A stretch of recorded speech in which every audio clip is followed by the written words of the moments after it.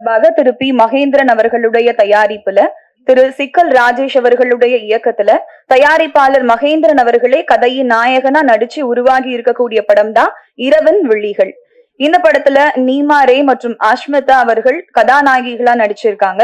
திரு பாஸ்கர் அவர்கள் ஒளிப்பதிவாளராகவும் AM அசார் அவர்கள் இசையமைப்பாளராகவும் work பண்ணி இருக்கக்கூடிய இந்த படத்துல நடிகர்கள் நிழல்கள் ரவி, சிசர் மனோகர், சேரன் ராஜ், கிளி ராமச்சந்திரன் பலர் நடிச்சிருக்காங்க. ஆடியோ லைசன்சிங் பார்ட்னரா இருக்கக்கூடிய G music team Arun AK அவர்களுக்கு இந்த தருணத்துல நன்றிகளை தெரிவிச்சுக்கிறோம். சோ அடுத்தபடியாக சிறப்பு விருந்தினர்கள் மற்றும் படக்குழுவினர் மேடையை அலங்கரிக்கிறதுக்கான நேரம். முதலாவதாக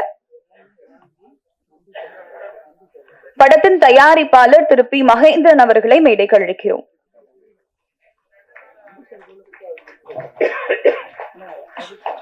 இயக்குனர் சிக்கல் ராஜேஷ் அவர்களை மேடைக்கு அழைக்கிறோம்.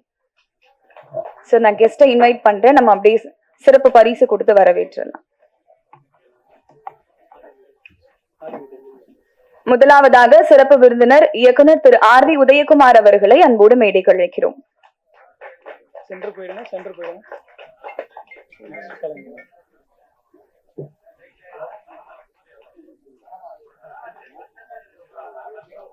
சிறப்பு விருந்தினர் இயக்குனர் திரு களஞ்சியம் அவர்களை அன்போடு மேடைக்கு அழைக்கிறோம்.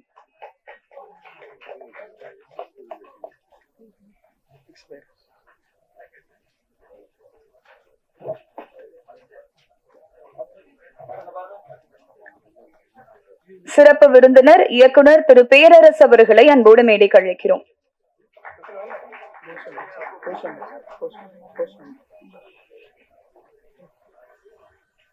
சிறப்பு விருந்தினர் நடிகர் திரு போஸ் வெங்கட் அவர்களை அன்போடு மேடைக்கு அழைக்கிறோம்.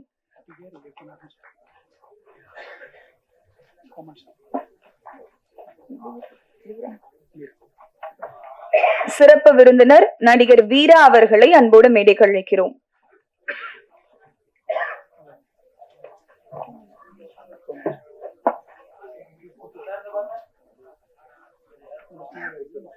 சிறப்பு விருந்தினர் நடிகை கோமல் சர்மா அவர்களை அன்போடு மேடைக்கு அழைக்கிறோம்.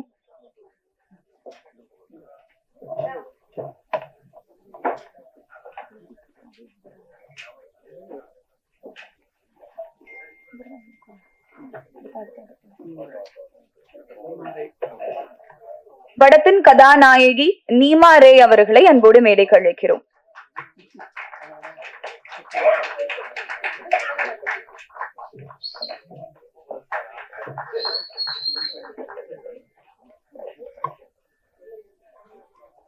இரவன் விழிகள் படத்தின் ஒளிப்பதிவாளர் திரு பாஸ்கர் அவர்களை அன்போடு மேடைக்கு அழைக்கிறோம்.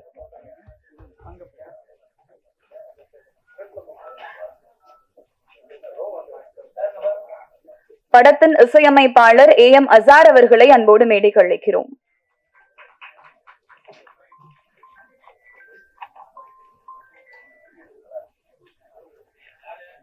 நடிகர் சிசர் மனோகர் அவர்களை அன்போடு மேடைக்கு அழைக்கிறோம்.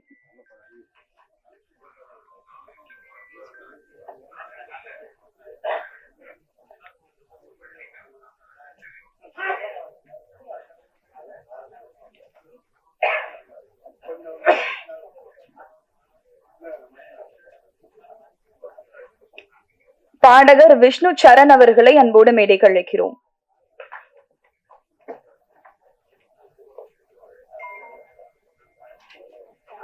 பாடகி விஜயஸ்ரீ அவர்களை அன்போடு மேடைக்கு அழைக்கிறோம்.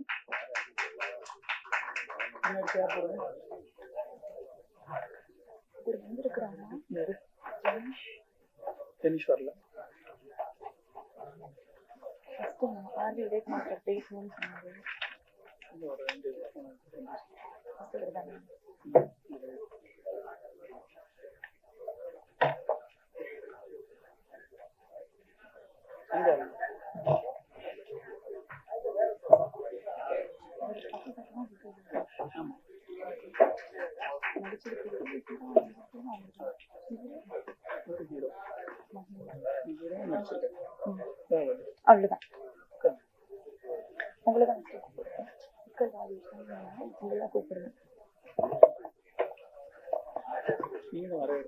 நன்றி.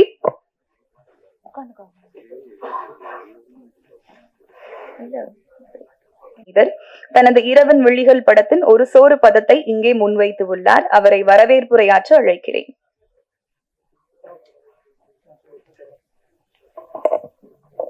வந்திருக்க அனைவருக்கும் என்னோட மனமார்ந்த நன்றிகளும் வணக்கங்களும். மேடையிலே வைத்திருக்கும் விஜயஸ்ரீ அவர்களுக்கும், பாஸ்கரன் கேமரா பாஸ்கரன் அவர்களுக்கும், சிசர்மணன் அவர்களுக்கும், விஷ்ணு சரண் அவர்களுக்கும், மியூசிக் டைரக்டர் அசார் அவர்களுக்கும், வீரா அசார் அவர்களுக்கும், திரு அண்ணன் கலஞ்சியன் அவர்களுக்கும், திரு ஆர்வி உதயகுமார் சார் அவர்களுக்கும், பேரரசு சார் அவர்களுக்கும், போஸ் வெங்கடேஷ் சார் அவர்களுக்கும் மற்றும் கோமல் சர்மா அவர்களுக்கும், நீமாரே அவர்களுக்கும், மகேந்திரன் அவர்களுக்கும், ப்ரொடியூசர் ஆகிய மகேந்திரன் அவர்களுக்கும் எனது மனமார்ந்த நன்றிகளும் வணக்கங்களும். இந்த படம் வந்து எப்படி உருவானதுன்னு சொல்றதை விட எப்படி தயாரானதுங்கிறத இயக்குனர் நான் சொல்றதை விட ப்ரொடியூசர் சொல்லுவாரு. இது முதல்ல வந்து தயாரிப்பதற்கு அந்த மகேந்திரா ஃபிலிம் ஃபேக்டரி அப்படிங்கிற ஒரு ப்ரொடக்ஷன் கிடையாது. இது தயாரிக்கிறதுக்கான ஒரு ஐடியாலெல்லாம் அவங்க இல்லை. இது வேற ஒரு ப்ரொடக்ஷன்ல வேற ஒரு கதையா வேற ஒரு இடத்துக்கு தான் போணுச்சு. இது அதுக்கப்புறம் ஒரு 3 or 4 months நான் டிராவல் பண்ணதுக்கு அப்புறம் மகேந்திரன் வந்து என்னோட நீண்ட நாள நண்பர், அவர்கிட்ட சொல்லிக்கிட்டே இருந்தேன். அப்புறம் ஒரு 3 மாசம் கழிச்சு அவர் வந்து என்கிட்ட வந்து இல்லை நம்மளே பண்ணலாம் என்ன அப்படின்னாரு. நான் சொன்னேன், இது விளையாட்டு வியாபாரம்ல பண்றேன்டா, சும்மா சின்னதா பண்ணிட்டு 10 நாள்ல விட்டு ஓட்டிங்கன்னா தப்பாயிடும் அப்படின்னு. இல்லை நான் பண்ணுவேன், ஒன்றும் பிரச்சனை இல்லை அப்படின்னாரு. ஆனால் 10 நாள் கழிச்சு நான் சொன்னதுதான் சொன்னாரு, இல்லைண்ணா இது சரியா வராப்புல இருக்கு, எனக்கு பயமா இருக்குண்ணா அப்படின்னு சொல்லிட்டு திருப்பூர் ஒரு தொழில் போயிட்டு வந்ததுக்கப்புறம் சரி ஒன்றும் பிரச்சனை இல்லை, இப்போ ஹோல்ட் பண்ணா நிறைய செலவு பண்ணியிருக்கோம், என்ன பண்றதுன்னு தெரியல, சரி வேற ஏதாவது ஐடியா பண்ணலாம்னு சொல்லிட்டு ஒரு 1 week விட்டுட்டேன். 1 week கழிச்சு திருப்பி என்கிட்ட வந்து மறுபடியும் கால் பண்ணி, இல்லைன்னு நம்ம பண்ணலாம், நாட்டு நல்லா இருக்குது, கதையோட உள்ளார உள்ள நாட்டு செம்மையா இருக்கு, நம்ம பண்ணலான்னு சொல்லி மறுபடியும் ஒரு 3 days வந்து எங்களுக்குள்ளார டிஸ்கஷன் நிறைய பண்ணிட்டு இது எப்படி பண்ணலாம், எப்படி கொண்டு போகலான்னு சொல்லிட்டு ஐடியா பண்ணிட்டு, அதுக்கப்புறம் ஒவ்வொரு டெக்னீஷியன்ஸு நிறைய பேரோட உதவியோட நிறைய கதை விவாதங்கள் எல்லாம் பண்ணி 1 மாசம் கழிச்சு திருப்பி இந்த கதையை கொண்டு போய் அது ஒரு படமாக்கி திருப்பி கொண்டாந்து போஸ்ட் ப்ரொடக்ஷனுக்கு கொடுத்தோம். இது வந்து மிகப்பெரிய பங்கு ராமருக்கு இருக்கு. நம்ம ராமர் எடிட்டர் ராமருக்கு இருக்கு. வெங்கடேஷ் அண்ணன் அவங்க 2 பேராலையும் வர முடியல, அதனால எங்க இருந்தாலும் அவங்களோட வாழ்த்து எனக்கு இருக்குன்னு நம்புறேன். அவங்களுக்கு மிகப்பெரிய பங்கு இருக்கு. ராமர் வந்து ஒரு எடிட் பண்ணிட்டு இந்த படத்தை எடிட் பண்ணிட்டு அது நல்லா இருந்தா மட்டும்தான் அதை வந்து கண்டினியூ பண்ணுவார். ராமரோட கேரக்டர் தெரிஞ்சிருக்கும்னு நினைக்கிறேன், மேக்சிமம் இங்கே உள்ள ஊடகம் தெரிஞ்சிருக்கும்.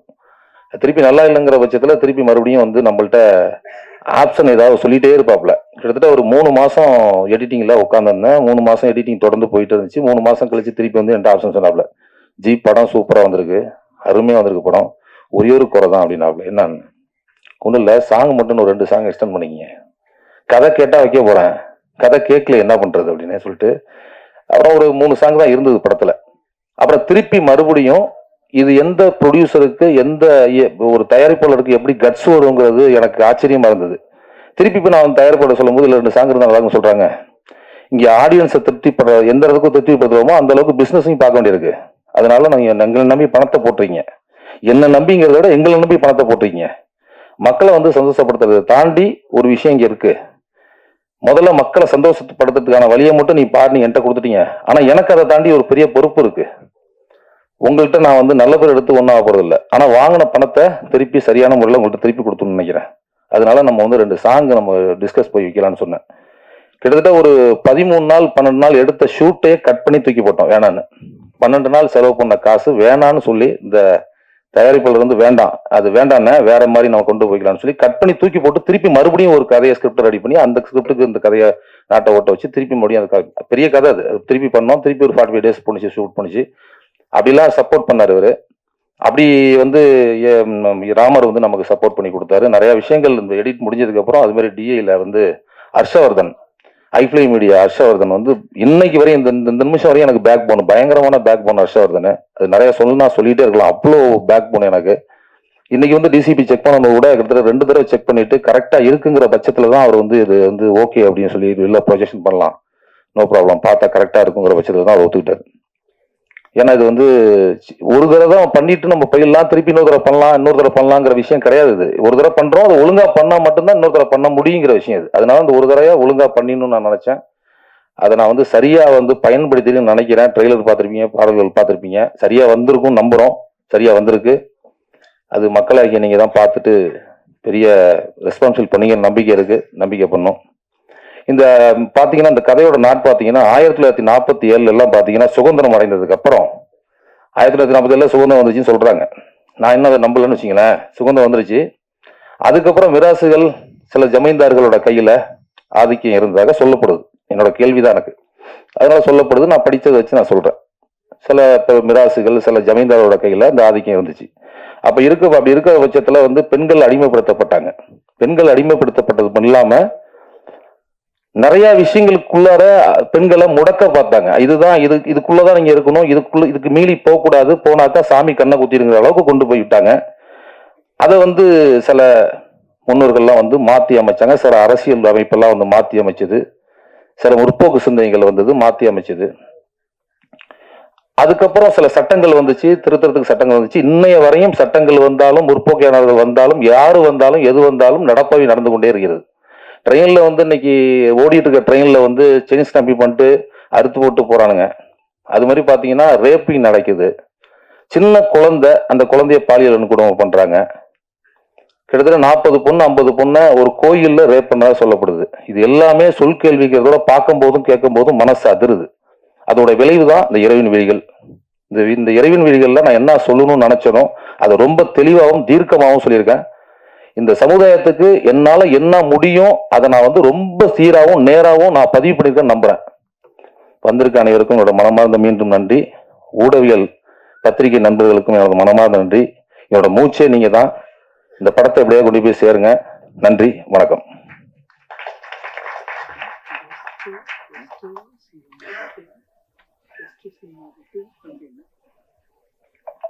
அப்புறம் முக்கியமான ஹீரோவை மறந்துட்டேன்.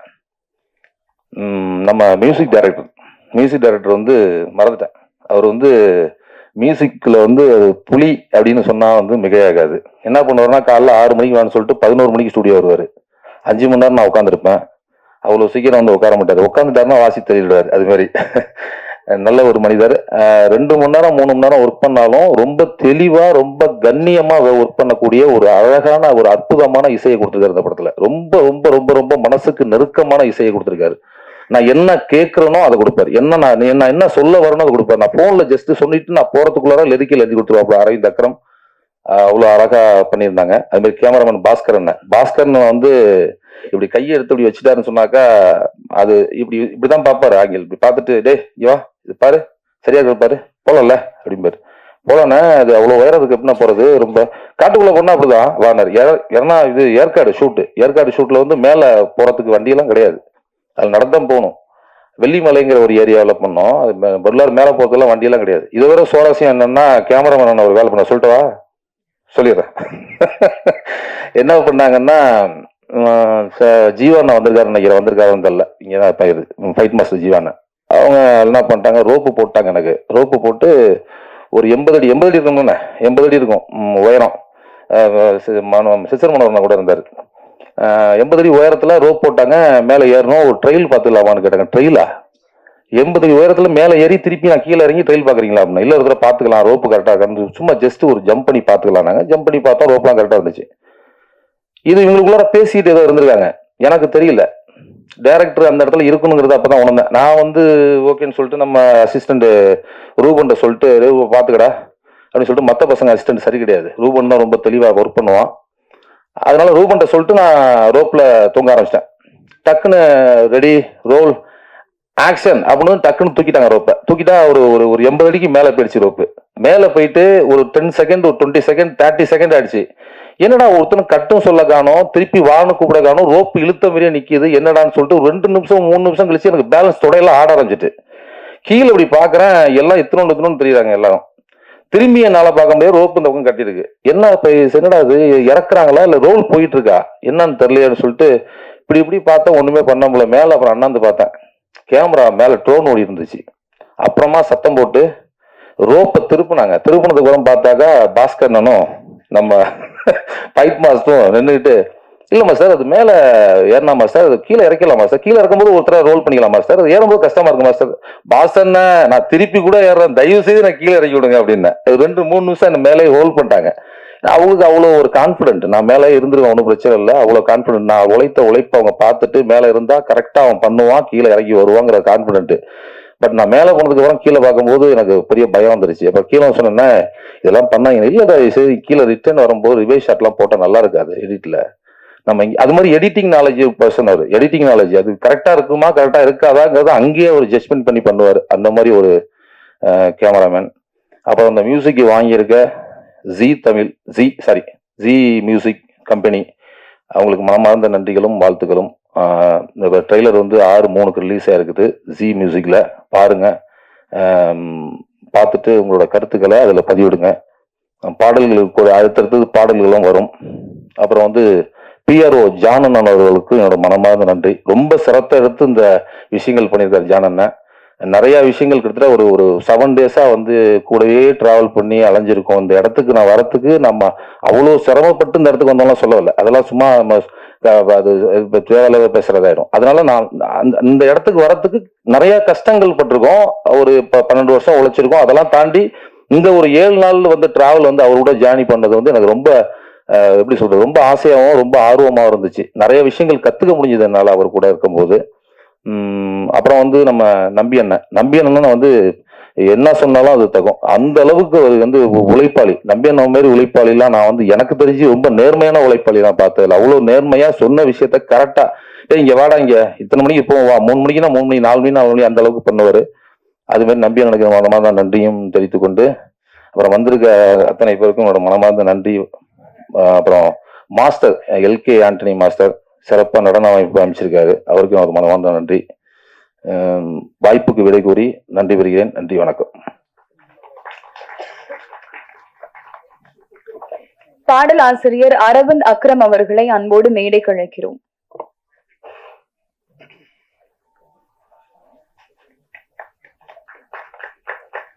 அடுத்தபடியாக ஃபர்ஸ்ட் ஸ்டாண்டர்ட்ல இருந்து ஸ்டேஜ்ல பாட ஆரம்பிச்சு கல்ச்சுரல் ஸ்டேட் லெவல் காம்படிஷன்ஸ்னு பார்ட்டிசிபேட் பண்ணி இப்ப முதல் முறையா இரவன் வெள்ளிகள் படத்துல பாடல் பாடி இருக்கக்கூடிய பாடகி விஜயஸ்ரீ அவர்களை அன்போடு பேச அழைக்கிறோம்.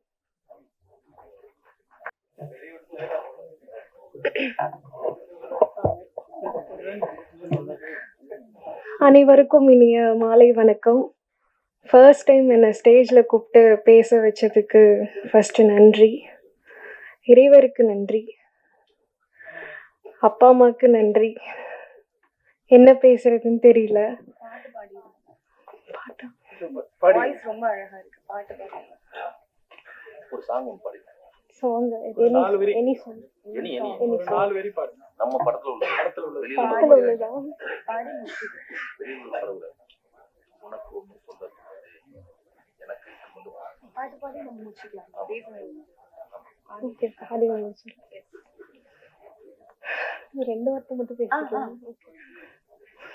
இந்த வாய்ப்பை எனக்கு கொடுத்த mister Azharuddin sir, music director of இரவின் விழிகள், அவருக்கு நன்றி சொல்லிக்கிறேன். அப்புறம் என்னோட ஃப்ரெண்ட்ஸ், ஃபேமிலி, வெல்விஷஸ்லாம் வந்திருக்காங்க, அவங்களுக்கும் மிகப்பெரிய நன்றி. ஸோ 4 வார்த்தை நான் பாடிடுறேன். ஹே, உனக்கு ஒன்று சொல்ல தோணுது எனக்கு,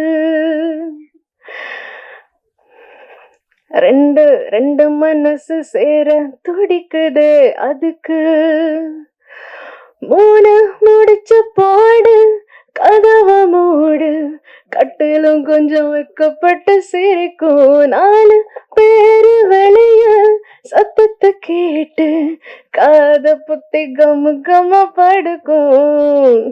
நன்றி. ரொம்ப அழகா பாடினீங்க மேம், தேங்க்யூ சோ மச். அடுத்தபடியாக சூப்பர் சிங்கர் ஃபேம் பாடகர் திரு விஷ்ணு சரண் அவர்களை பேச அழைக்கிறேன்.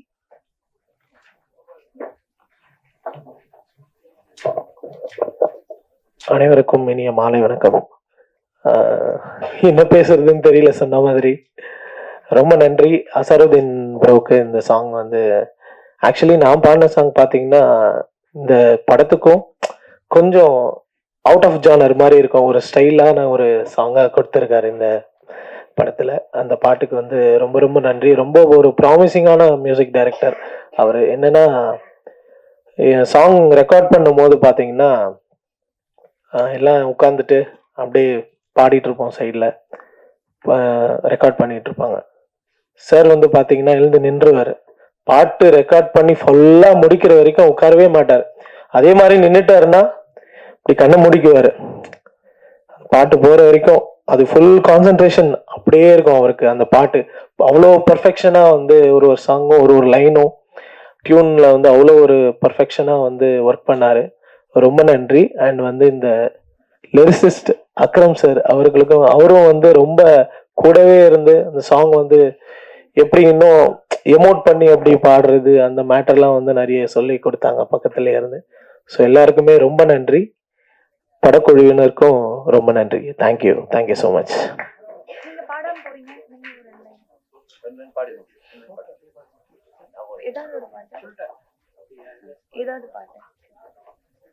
சாரி, இந்த பாட்டு நான் பாடி ரொம்ப நாள் ஆனதுனால மியூசிக் டைரக்டரா சாங் அனுப்பல. ஏன்னா வந்து முன்னாடியே நம்ம அதை எங்கன்னா இது பண்ணிடக்கூடாது, ஒரு சில ரெஸ்ட்ரிக்ஷன்ஸ் இருக்கிறதுனால.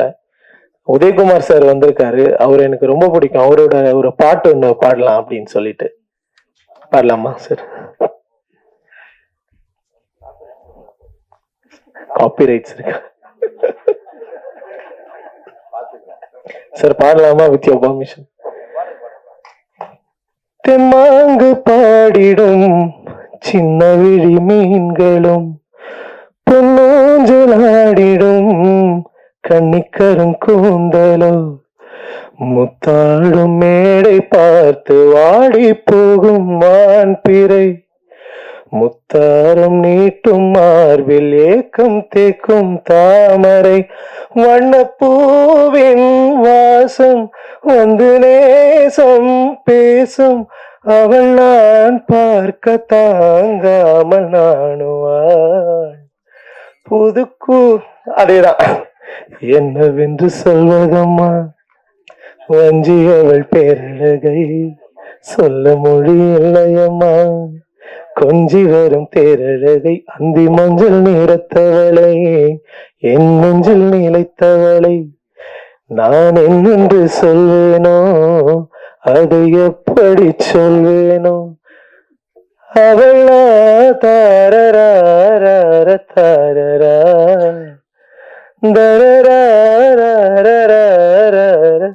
நானும்.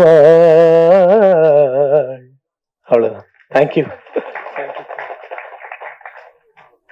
தேங்க்யூ சார், ரொம்ப அழகா பாடினீங்க. அடுத்தபடியாக பாடலாசிரியர் அரவிந்த் அக்ரம் அவர்களை ஒரு சில வார்த்தைகள் பேச அழைக்கிறோம்.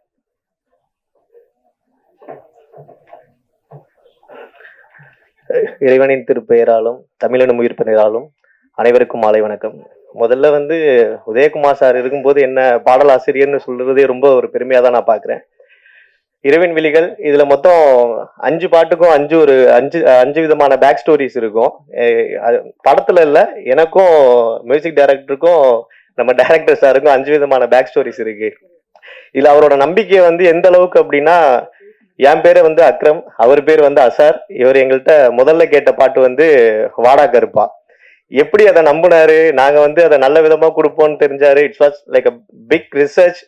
ஒரு பெரிய ரிசர்ச்சுக்கு அப்புறமா அந்த வாடா கருப்பா வந்து நாங்க வந்து எடுத்து பிடிச்சோம். நீங்க கேட்டிருப்பீங்கன்னு நினைக்கிறேன். அதே மாதிரி எங்களுக்கு ஒரு சின்ன ஹேபிட் இருக்கு, எனக்கும் அசார் ப்ரோக்கும். ஒன்ஸ் வந்து அந்த சாங் கம்ப்ளீட் ஆனதுக்கப்புறம் டிராஃப்ட் வாய்ஸ் வந்து நான் தான் கொடுப்பேன்.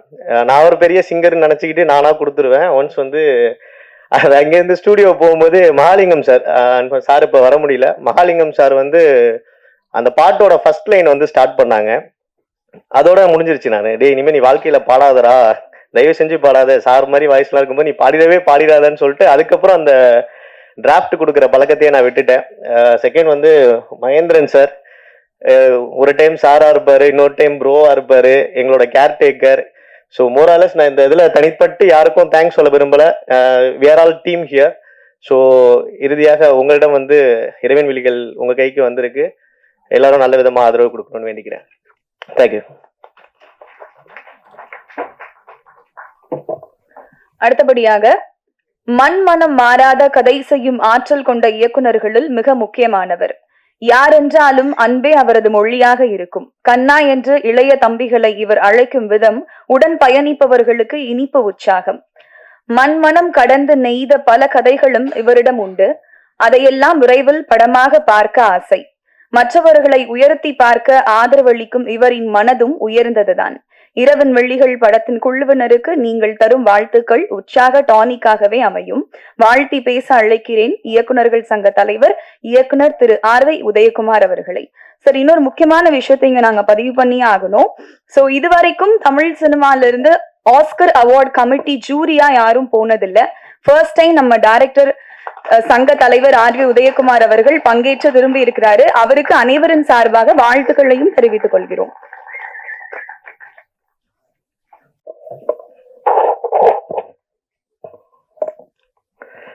அனைவருக்கும் வணக்கம். கிட்டத்தட்ட ஒரு 1.5 மாசமா நான் எந்த விழாவிலையும் கலந்துக்கல.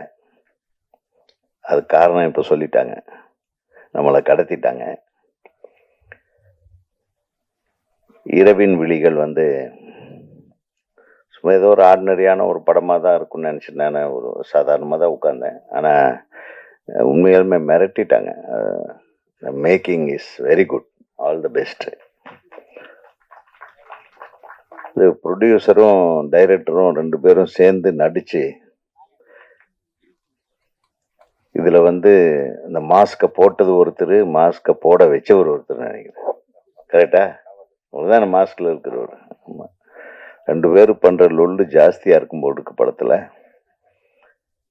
ரொம்ப அழகா பண்ணியிருந்தாங்க மேக்கிங்கு. நம்ம கேமராமேனை சொல்லாம இருக்க முடியாது. நல்ல பியூட்டிஃபுல் ஷாட்ஸு.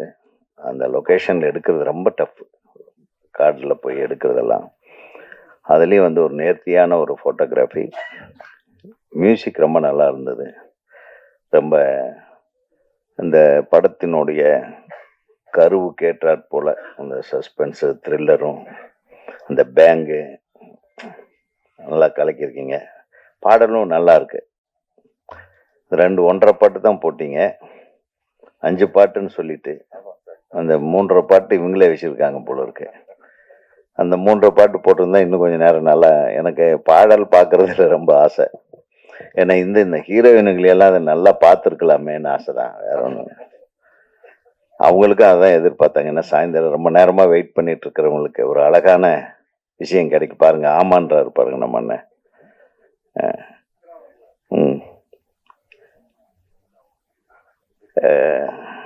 வந்த உடனே நம்ம போஸ் வெங்கட் சொன்னார், ரொம்ப சந்தோஷமா இருந்தது. இன்றைக்கு கலைமாமணி விருதுகள் அறிவிக்கப்பட்டிருக்கிறது.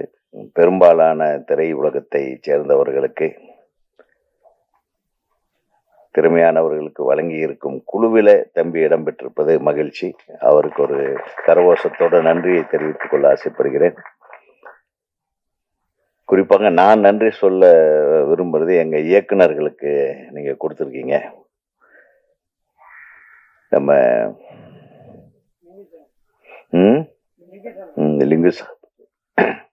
லிங்குசாமி, வெங்கட் பிரபுவா, ஜே சூர்யா, அப்போ விக்ரமன் அவர்களுடைய துணைவியார், அவங்களுக்கு கொடுத்துருக்காங்க. ரொம்ப நன்றி. அதுக்கு நான் விக்ரமன் சார்பிலேயே நான் நன்றியை தெரிவிச்சுக்கிறேன் இந்த மேடையில். ஏன்னா இந்த மாதிரி தேர்வுக்குழுவில் இருக்கிறது ஒரு பெரிய கஷ்டமான விஷயம். சாதாரண விஷயம் இல்லை, சந்தோஷப்படக்கூடிய விஷயம் இல்லை. நிறைய ப்ரெஷர்ஸ் இருக்கும். நம்ம தேர்ந்தெடுக்கும் போது ரொம்ப ஜாக்கிரதையாக இருக்கணும். அந்த கிட்டத்தட்ட கடந்த 15 நாளாக ஆஸ்கார் விருதுக்கு இந்தியாவிலிருந்து அனுப்பக்கூடிய படத்தை தேர்ந்தெடுக்கிற குழுவில் நாங்கள் ரொம்ப கஷ்டப்பட்டோம். ஏன்னா நிறைய படங்கள், நல்ல படங்கள் வந்தது. ஒரு பெரிய குறை தமிழ்ல இருந்து எந்த படமும் வரல. ஏன்னா கொஞ்ச நாளா பார்த்தீங்கன்னா திரையரங்குகளில் கூட்டமே வர்றதில்லைன்றாங்க. ஏன் திரையரங்கத்துக்கு கூட்டம் வரல? இப்போ இன்னைக்கு அதுதான் மெயின் மேட்டர். படங்கள் எல்லாருமே எடுத்துக்கிட்டு இருக்கிறாங்க, கஷ்டப்பட்டு வர்றாங்க. இந்த மாதிரி இளைஞர்கள் புதுசாக ஏதோ முயற்சி பண்ணி ஏதாவது ஒரு மாற்றத்தை கொண்டு வந்துடணும், ஒரு பெரிய விடியலை உருவாக்கணும், ஒரு நல்ல எதிர்காலத்துக்காக போராடி கொண்டு வருகிற கலைஞர்களுக்கெல்லாம் அந்த படத்தை எடுத்து முடிச்ச கடைசியில பெரிய போராட்டமா போகுது அந்த ரிலீஸ் பண்றதுக்கு. ஒரு கடந்த மாதம் ரிலீஸ் ஆன ஒரு மிகப்பெரிய படத்துக்கு கூட ஒரு ஊர்ல வெறும் 9 பேர் தான் தியேட்டர்ல உட்காந்துருந்தாங்க. இன்னைக்கு இப்போ டைரக்டர் விக்ரமன் எனக்கு சொன்னார், வெறும் 9 பேர் தான் சார் உட்கார்ந்துருந்தாங்க. நான் அடிக்கடி சொல்றது உண்டு, பெரும்பாலுமாக ரிலீஸ் செய்யப்படுகின்ற சிறிய படங்கள் அந்த தயாரிப்பாளர்களுக்கே தெரியறதில்லை எந்த தியேட்டர்ல ஓடுதுன்னு, எந்த ஷோ ஓடுறதுன்னு தெரியுது. ஸோ இந்த மாதிரி விஷயங்கள் எல்லாம் வந்து களைவதற்கு நம்ம பேசத்தான் முடியும், பண்ற இடத்துல நம்ம இல்லை. ஸோ பண்ற இடத்துக்கு பக்கத்துல இருக்கிற போஸ் வெங்கட் எப்படி வந்து ஒரு திரைப்படத்தை வெளியிட வேண்டும். அட்லீஸ்ட் ஒரு படத்துக்கு நீங்க தியேட்டர் வந்து 100 தியேட்டர் கூட கொடுக்க வேண்டாம், ஒரு 50 தியேட்டர் கொடுத்தாலும் அந்த தியேட்டர்ல காலை காட்சியிலிருந்து இரவு காட்சி வரையிலும் அந்த படமே ஓடணுன்ற ஒரு கட்டாயத்தை நம்ம உருவாக்கணும். நிறைய படங்கள் பார்த்தீங்கன்னா, நம்ம காலத்துல கூட நம்ம பொன்னுமணின்னு ஒரு படம், அது ரிலீஸ் ஆகும்போது கிட்டத்தட்ட 16 படங்கள் ரிலீஸ் ஆச்சு. ராஜகிரண் சார் படம், பி வாசு சார் படம், என்னோட படம், வாசு சார் படம், இந்த மாதிரி நிறைய படங்கள். அந்த 16 படங்கள்ல பார்த்தீங்கன்னா, முதல் வாரம் அப்பெல்லாம் வந்து விமர்சனம் உங்களுக்கு தெரியும், 1, 2, 3, 4, 5, 6ன்னு இந்த மாதிரி போடுவாங்க. அதுல முதல் இடத்துல முதல் வாரம் ஒரு படம் இருக்கும். 2வது வாரம் அந்த படங்கள் எல்லாமே ஓடும். ஏன்னா ஒவ்வொரு படத்துக்கும் வந்து ஒரு 50 தியேட்டர், 60 தியேட்டர், 40 தியேட்டர், 70 தியேட்டர், பெரிய படங்களுக்கு 80 தியேட்டர் இருக்கும். 2வது வாரத்துல வந்து முதல் வாரத்துல முதல் இடத்தில் இருந்த படம் வந்து 2வது இடத்துக்கு போயிடும். அது 2வது 3வது இடத்துல இருந்த படம் முதல் இடத்துக்கு வரும். எவ்வளவு அழகா இருந்தது பாருங்க. இது எப்படி நடந்தது? அது அத்தனை படங்களையும் மக்கள் பார்க்கிற வாய்ப்பு இருந்தது. ஃபர்ஸ்ட் ஆஃப் ஆல் தியேட்டர்கள்ல அத்தனை படங்களையும் மக்கள் பார்த்து விட்டு எது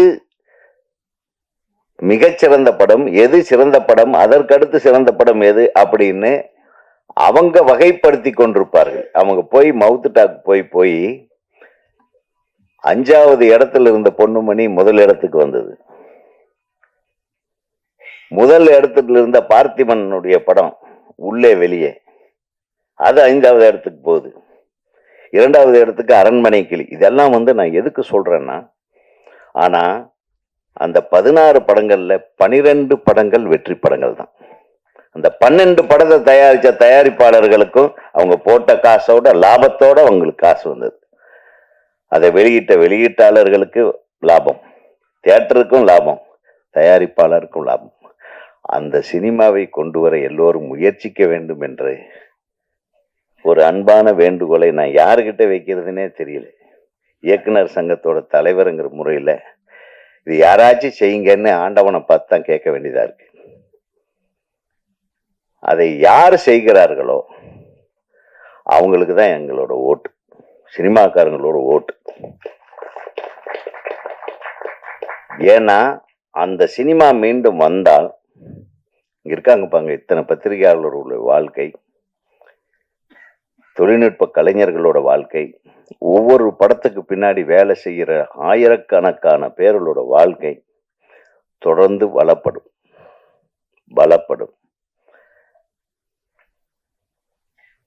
இன்னைக்கு உலக அரங்கத்துக்கு ஒரு சினிமா போற தேர்வுக்குழுவில் இருக்கும்போது நான் போய் முதல்ல தேடி பார்த்தது தமிழ் படம் வந்திருக்கான்னா தமிழ் படம் வரல. அதே எனக்கு மிகப்பெரிய அப்செட். நம்ம தமிழ் படம் எங்க நோக்கி போய் பார்த்தா 4 தெலுங்கு படம் வருது, 4 கன்னட படம் வருது. எங்க போச்சு நம்மளுடைய கிரியேட்டிவிட்டி? எங்க மிஸ் ஆகுது? எங்க நம்ம மிஸ் பண்றோம்?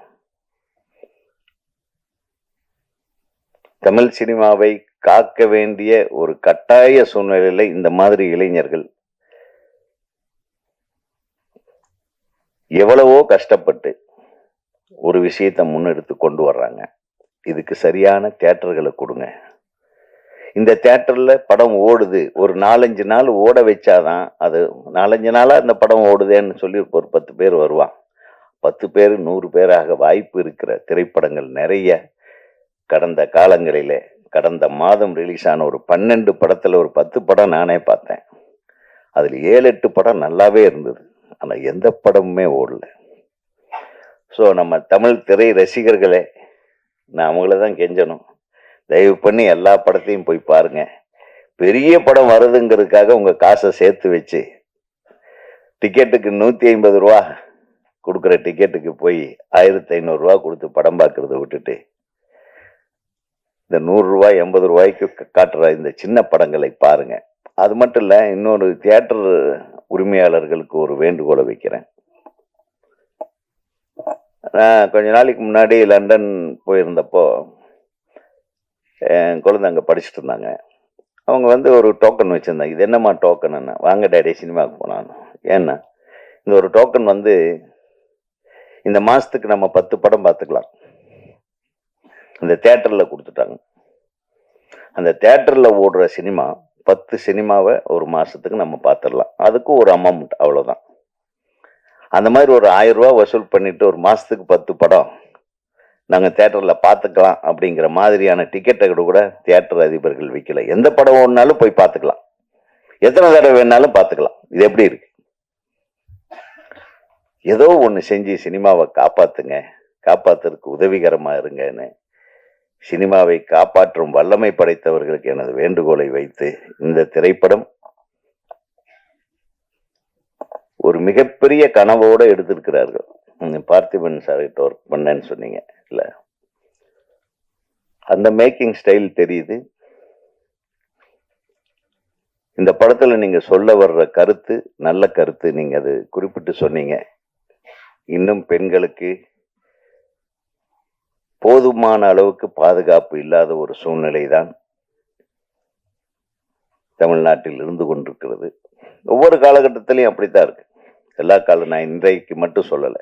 இவர் சொன்ன மாதிரி 47 இன்னைக்கு வரையிலும் என்னைக்கு ஒரு பொம்பளை தனியா மிட் நைட்ல சுதந்திரமா போயிட்டு வராளோ அன்னைக்கு தான் இந்த நாட்டுக்கு சுதந்திரம்னு சொன்னாங்க. அந்த சுதந்திரம் இன்னும் கிடைக்கல. ஏன் பகல் நேரத்திலேயே தனியா போக முடியாது போல. ஆக ஒரு குறிப்பிட்ட நோக்கத்தோடு எடுக்கப்பட்ட இந்த திரைப்படத்தை அனைவரும் ஆதரியுங்கள். அது தொடர்ந்து நம்ம ஆதரிக்கிறவங்க இங்கதான் இருக்காங்க. நிச்சயமா இந்த படத்தை பத்தி நல்லா எழுதுவாங்க. இந்த படத்தை பற்றி பரபரப்பான என்ன, நிறைய பேர் பப்ளிசிட்டி பண்ண மாட்டேன்றாங்க. நம்ம பீரியட்ல எல்லாம் எப்படின்னா, ஷூட்டிங்க்கு போகும்போது இருந்து ஸ்டில்ஸ் வர ஆரம்பிச்சிடும். இப்போ ஸ்டில்ஸே லீக் பண்ண மாட்டேன்றாங்க. என்னமோ ஒரு பேரை சொல்லி ஃபர்ஸ்ட் லுக்கு. என்னங்கடா ஃபர்ஸ்ட் லுக்கு? இப்படி எல்லாம் சொல்லி ஏமாத்திட்டு இங்கிலீஷ்காரன் ஸ்டைலை மட்டும் ஃபாலோ பண்ணா பார்த்தாது. நம்ம ஊர்ல நமக்கு என்ன சாப்பாடோ அது அந்த மாதிரி பரிமாறினாதான் நம்மளுக்கு அது ஏத்த மாதிரி ஆகும். அதனால ஃபர்ஸ்ட் ஷூட்டிங் போகும்போது ஃபர்ஸ்ட் வீக்ல என்னென்ன ஷூட் பண்றோமோ, என்னென்ன இதுக்கு அதுக்கெல்லாம் அனுப்புனீங்கன்னா அவங்கெல்லாம் அழகா போடுவாங்க. ஒவ்வொரு படத்தை பத்தி எழுதுவாங்க. ஒரு 20 தடவையாவது ப்ரெஸ்ஸை கூப்பிட்டு நாங்க பேசுவோம். அந்த முறைகளை எல்லாம் திரும்பி கொண்டு வாங்க. இவங்க கிட்ட நிறைய வேலை வாங்கலாம். அவங்க ரெடியா இருக்காங்க. கூப்பிட்ட என்னடா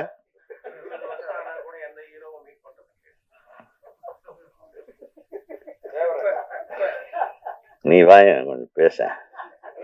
அது நீ பேசுனா இன்னும் பரபரப்பாய். அத ஹீரோக்கள் பாக்குறது இல்ல, ஹீரோயின் பாத்துறாங்கல்ல. உன்ன நிறைய ஹீரோயின் போட்டோவா போட்டுட்டு இருக்கீங்க. அவர் ஹீரோவை போய் பார்க்கறதே கிடையாது, இவர் பார்க்கறது இல்லை. பாதி உண்மை இருக்கு அதுல, நீங்க சொன்னதுல.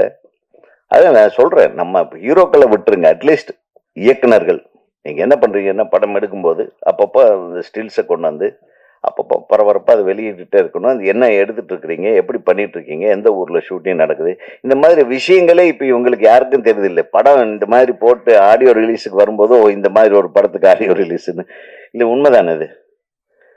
அதான் இது அநியாயமா இருக்கு. நம்மளும் சரியில்லை. அதனால நம்ம மேக்கிங்ல கான்சென்ட்ரேட் பண்றோமே தவிர, இன்னைக்கு பப்ளிசிட்டிக்கு வந்து எல்லாம் ஒரே டைம்ல வந்து நீங்க தான் உங்க கையில தான் படம் இருக்கு, உங்க கையில தான் படம் இருக்குன்னு சொல்லி அவங்க கையில என்னத்த இருக்கு? பாவம், ஒன்றும் இல்லை. படம் நல்லா இருந்தா நல்லா இருக்குன்னு எழுத போறாங்க. அப்புறம் போட்டு அவங்கள போட்டு நம்ம யூடியூபர்ஸை திட்டுறோம். அது வேற ஒரு பக்கம். அவங்கள ஏதோ ஒன்று அவங்க பண்ணுறாங்க, ஏதோ தப்பாவது நம்ம படத்தை பற்றி சொல்கிறாங்களேன்னு சந்தோஷப்படுங்க. ஆக இந்த படத்துக்கு நல்ல பப்ளிசிட்டி கொடுங்க. மிகப்பெரிய வெற்றி படமாக இது அமைய எனது மனமார்ந்த வாழ்த்துக்களை தமிழ்நாடு திரைப்பட இயக்குநர்கள் சங்கத்தின் சார்பாக தெரிவிப்பதில் மகிழ்ச்சி அடைகிறேன். அடுத்து நம்ம பேரரசு இருக்காரு, என் சார்பாக அவர் நிறைய பேசுவார். அதுக்கப்புறம் என்ன, நீ ஹீரோயின்கள்லாம் இருக்காங்க, அவங்கள பற்றியெல்லாம் நீ பேச வேண்டியிருக்கு. நான் யாரு பேரையும் சொல்லலப்பா, உனக்காக சந்தோஷப்படு. ஹீரோயின்களுக்கும் எனது மனமார்ந்த வாழ்த்துகள். அனைத்து தொழில்நுட்ப கலைஞர்களுக்கும் எனது வாழ்த்துக்கள். நன்றி, வணக்கம்.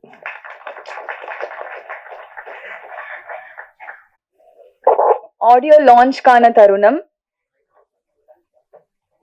அதற்கு முன்னதாக டான்ஸ் மாஸ்டர் LK ஆண்டனி அவர்களை அன்போடு மேடைக்கு அழைக்கிறோம். இரவின் விழிகள் படத்தின் ஆடியோவை சிறப்பு விருந்தினர்கள் இணைந்து வெளியிட படக்குழுவினர் பெற்றுக் கொள்வார்கள்.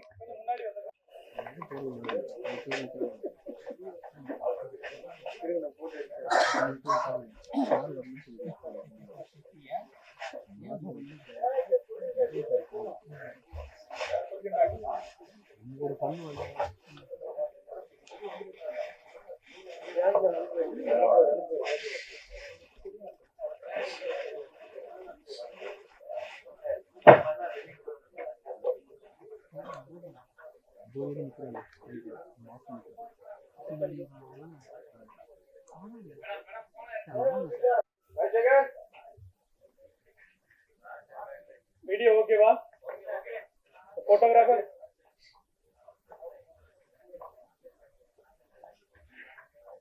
ஓகேன்னா டக்கு சொல்லுங்க. ஆண்டனி அவர்களுக்கு சிறப்பு பரிசு வழங்கப்படுகிறது.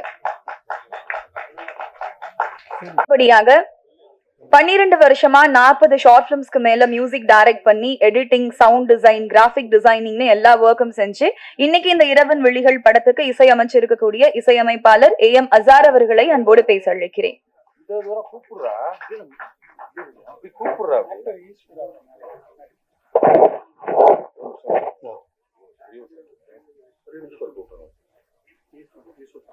அதற்கு முன்னதாக நடிகர் ஈஸ்வர் அவர்களை அன்போடு மேடைக்கு அழைக்கிறோம்.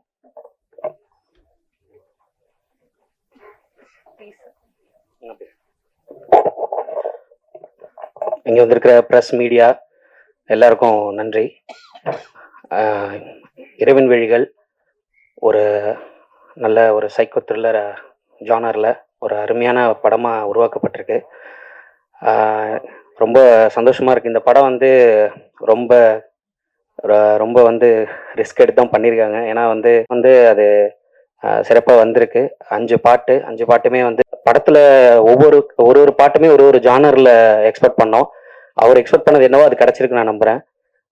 பேக்ரவுண்ட் மியூசிக் வந்து ஒரு சீனுமே வந்து அவர் ஒரு சின்ன சின்ன விஷயங்களை வந்து பார்த்து சொல்லுவார். அவர் என்ன நினைக்கிறாரோ அதை நான் கொடுத்துருக்கேன். அப்புறம் நம்ம இரவின் விழிகள் டீமில் இருக்க எல்லாருக்குமே, டெக்னீஷியன் எல்லாருக்குமே வந்து நன்றி. அப்புறம் ப்ரொடியூசர் சார் மகேந்திரன் சார், அவர் அப்புறம் டைரக்டர் சிக்கல் ராஜேஷ் ப்ரோ சொல்கிறது எப்படி சொல்கிறதுன்னு தெரில. ஏன்னா வந்து அவர் எனக்கு எல்லா விதத்துலையுமே பயங்கர சப்போர்ட்டாக இருந்து இது நல்லா வரணும். ஏன்னா மியூசிக் வந்து ஒரு படத்துக்கு எந்த அளவுக்கு முக்கியங்கிறது எல்லாருக்குமே தெரியும். அது ஒவ்வொரு சீன்லேயுமே பார்த்து அவர் பண்ணார். அதே மாதிரி நல்லா வந்திருக்கு.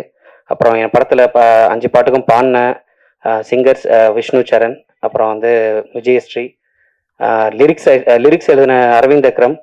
அவர் என்ன அந்த லிரிக்ஸ் வந்து ஒரு பாட்டுமே பார்த்து அவர் ஒரு தடவை அனுப்புனாருன்னா அதில் எந்த ஒரு கரெக்ஷனுமே இருக்காது. அவர் டைரக்டருமே அப்படிதான் அவர் சொல்லுவார். ஏன்னா அவ்வளோ பர்ஃபெக்டாக அவர் எழுதி கொடுத்தாரு. அதே மாதிரி பாட்டுமே நல்லா வந்துருந்துச்சு. அப்புறம் வேற யாரும் மிஸ் பண்ணுறேன்னு தெரில. ஏன்னா எனக்கு ரொம்ப வருத்தமாக இருக்குது, பேசுகிறதே இல்லை ஸ்டேஜில் ஃபர்ஸ்ட் டைம். ஸோ எல்லாருக்குமே நன்றி, இங்கே இருந்திருக்கிற எல்லாருக்கும். இந்த படம் வந்து எல்லாத்தையும் போய் சேரணும்னு நான் வந்து நினைக்கிறேன். அப்புறம் முக்கியமாக கானா கௌரி சங்கர், அவர் வந்து நல்லா பாடி கொடுத்துருக்க ஒரு சாங் பாடியிருக்காரு. ஸோ அவருக்குமே நன்றி. மகாலிங்கம் அண்ணன், அவரை நான் வந்து ஆக்சுவலாக மறந்துட்டேன், சாரி. ஆக்சுவலாக அவர் வந்து வாடா கருப்பா சாங் வந்து நீங்கள் பார்த்துருப்பீங்க. ஸ்டுடியோவில் வந்து அவர் வந்து ஃபர்ஸ்ட் டைம் அந்த ஸ்டுடியோக்குள்ளே வந்தோடனே பாட்டை கேட்டோன்னே அவர் வந்து கண்டிப்பாக பண்ணலாம்ப்பா, ரொம்ப நல்லா இருக்கு பாட்டு அப்படின்னு சொன்னார். தவிர வேற எந்த ஒரு எதுவுமே இல்லை, அப்படி இப்படின்னு எதுவுமே சொல்லலை. ஆரம்பிச்சு முடிகிற வரைக்கும் அவரோட ஃபுல் எஃபெக்ட் போட்டு அந்த பாட்டை வந்து ரெக்கார்ட் பண்ணி கொடுத்துருந்தாரு. ரொம்ப ரொம்ப சந்தோஷமா இருந்தது. அந்த அந்த பாட்டு வந்து எந்த அளவுக்கு வந்திருக்கு நீங்க பார்த்துருப்பீங்க. படத்துலையும் ஒரு விஷுவலோட பார்க்கும்போது, கதையோட பார்க்கும்போது உங்களுக்கு பிடிக்கும். ரொம்ப நன்றி எல்லாருக்குமே. Thank you so much. இந்த வாய்ப்பை எனக்கு கொடுத்த இரவின் விழிகள் டீம், அப்புறம் என்னோட அம்மாக்கும் என்னோட ஒய்ஃபுக்கும் வந்து நான் ரொம்ப நன்றி தெரிவிச்சுக்கிறேன். Thank you so much. நன்றி.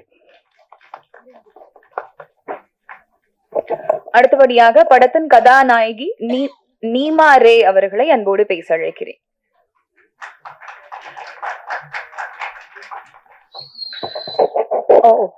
மாலை வணக்கம். ஹலோ மச்சாஸ், எல்லாரும் நல்லா இருக்கீங்களா?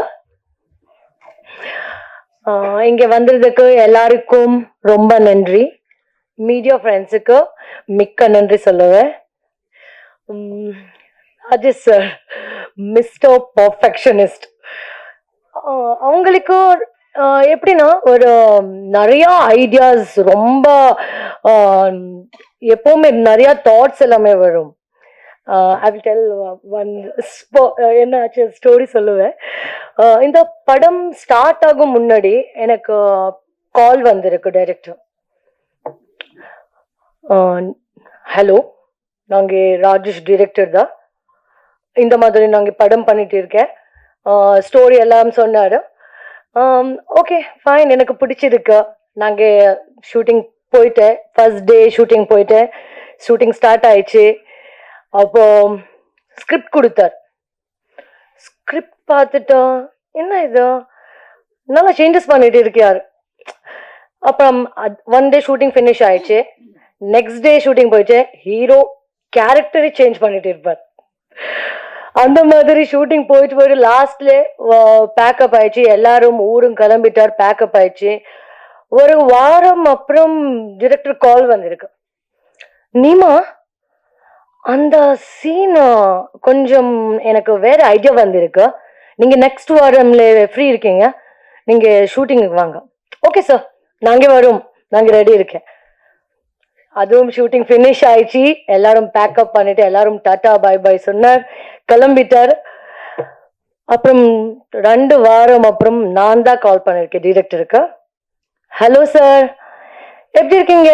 நீமா, நான் எடிட்டிங் பார்த்தேன், அது கொஞ்சம் அது ஹீரோ போர்ஷன்ல கொஞ்சம் எனக்கு அது சாட்டிஸ்ஃபேக்ஷன் இல்லை, நாங்கள் திருப்பி ரீஷூட் பண்ணிட்டு போயிட்டு இருக்கேன். அந்த மாதிரி ஒரு டெடிகேட்டடா ஃபோக்கஸ்டான டிரெக்டர். எப்பவுமே எல்லா ஸ்டெப்ல நிறைய அவர் இம்ப்ரூவ்மெண்ட் பண்ணுவார். அப்புறம் ஆக்டர்ஸ் கேலிபரும் பார்த்துட்டு அவர் கேரக்டரைசேஷன் ரொம்ப அழகா கொடுத்தாரு.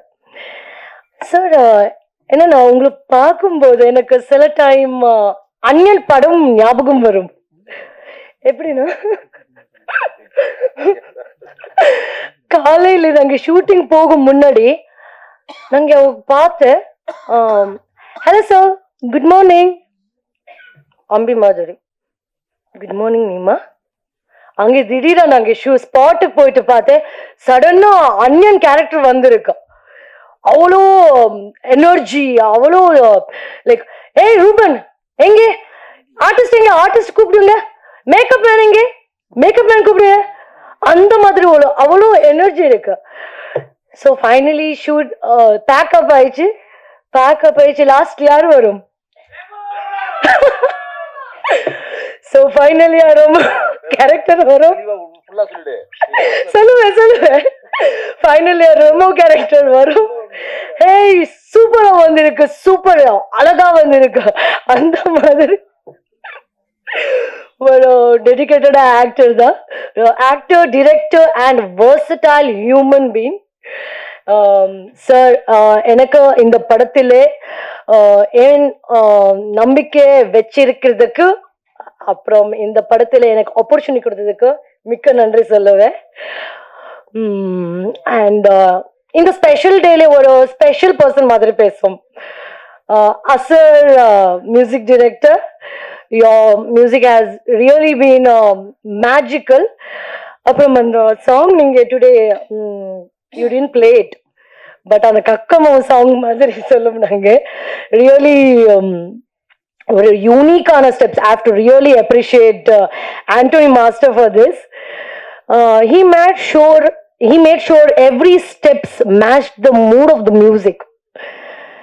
Really, it was great fun working with you, sir.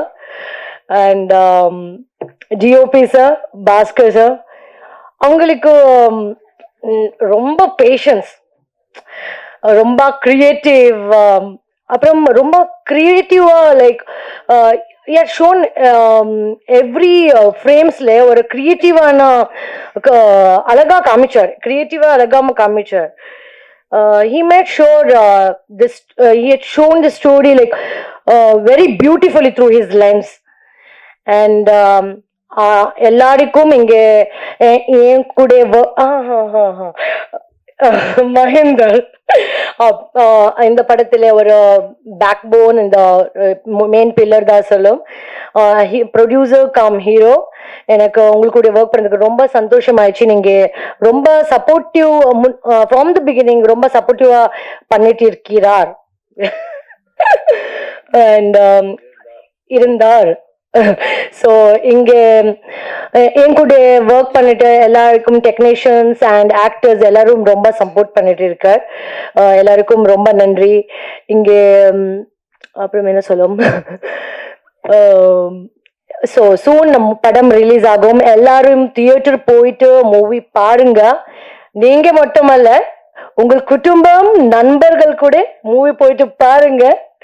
உங்கள் ஆசீர்வாதம் எனக்கு என்னோட டீமுக்கு வேணும். அண்ட் நாங்க ஏதாவது தப்பா பேசிட்டு மன்னித்து விடுங்கள். அண்ட் நன்றி. இனியாயிராவ்.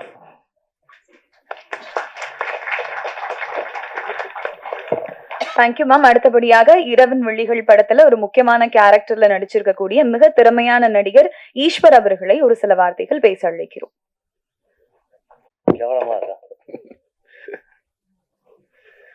அனைவருக்கும் வணக்கம். எனக்கு உயிர் கொடுத்த எங்க அம்மா அப்பாவுக்கு முதல் வணக்கம். ஓகேவாப்பா? படம் பார்த்தேன், ரொம்ப அருமையா இருக்கு. நான் இதுல ஒரு அருமையான கேரக்டர் ஒன்று பண்ணியிருக்கேன். அதுக்கு காரணம் வந்து என் நண்பன் அந்தோனி, டான்ஸ் மாஸ்டர். அவர் வந்து எனக்கு ஒரு 35 வருஷமா நானும் அந்தோனியும் நல்லா பழக்கம். இது நல்லா பண்ணியிருக்காரு, இயக்குனர் நல்லா பண்ணியிருக்காரு, அப்புறம் கேமரா நல்லா பண்ணியிருக்காரு.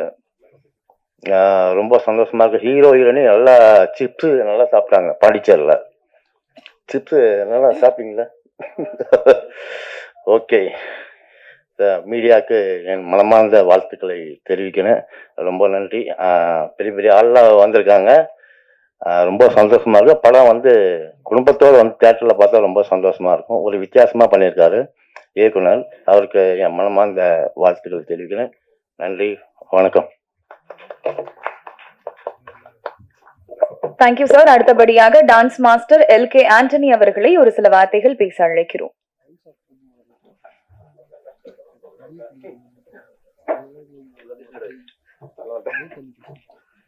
அனைவருக்கும் வணக்கம். இந்த படத்துல எனக்கு ஒரு சாங் தான் முதல்ல கொடுத்தாங்க. என்ன டைரக்டருக்கு எனக்கும் பெருசா அறிமுகம் இல்லை.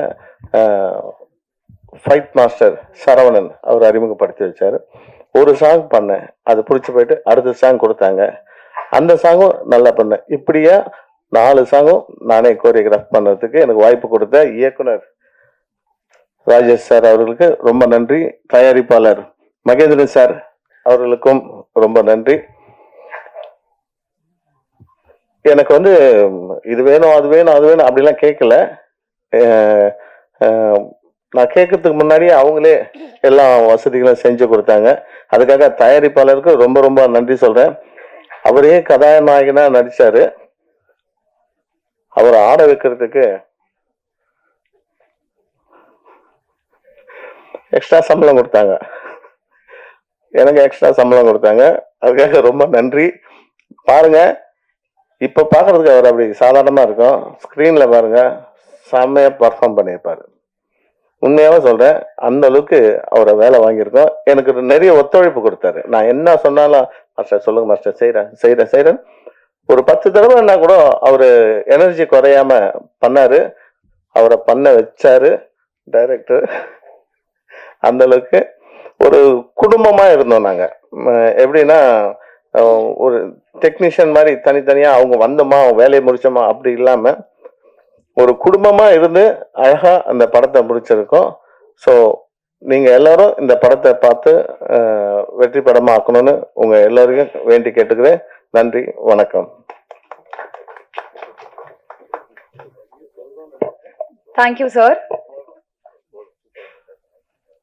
அடுத்தபடியாக கலைஞர் பிறந்த திருவாரூர்காரர், அரசியல் முழுநேர பணி, சிறு வயதிலேயே கவுன்சிலராக சேவை செய்து வருகிறார். சினிமா மீது கொண்ட ஆர்வத்தால் நடிப்பிலும் கவனம் செலுத்தி வருகிறார்.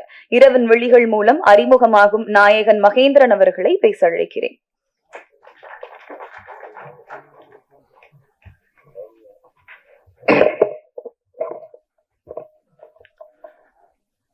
அனைவருக்கும்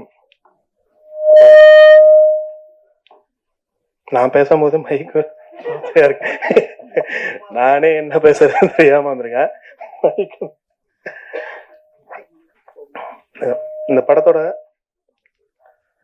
கதைய வந்து என்கிட்ட டைரக்டர் சொன்னாரு. சொல்லும்போது வேற ஒரு ப்ரொடக்ஷன்ல நடிக்கிறதுக்கு தான் என்ன கூப்பிட்டாரு.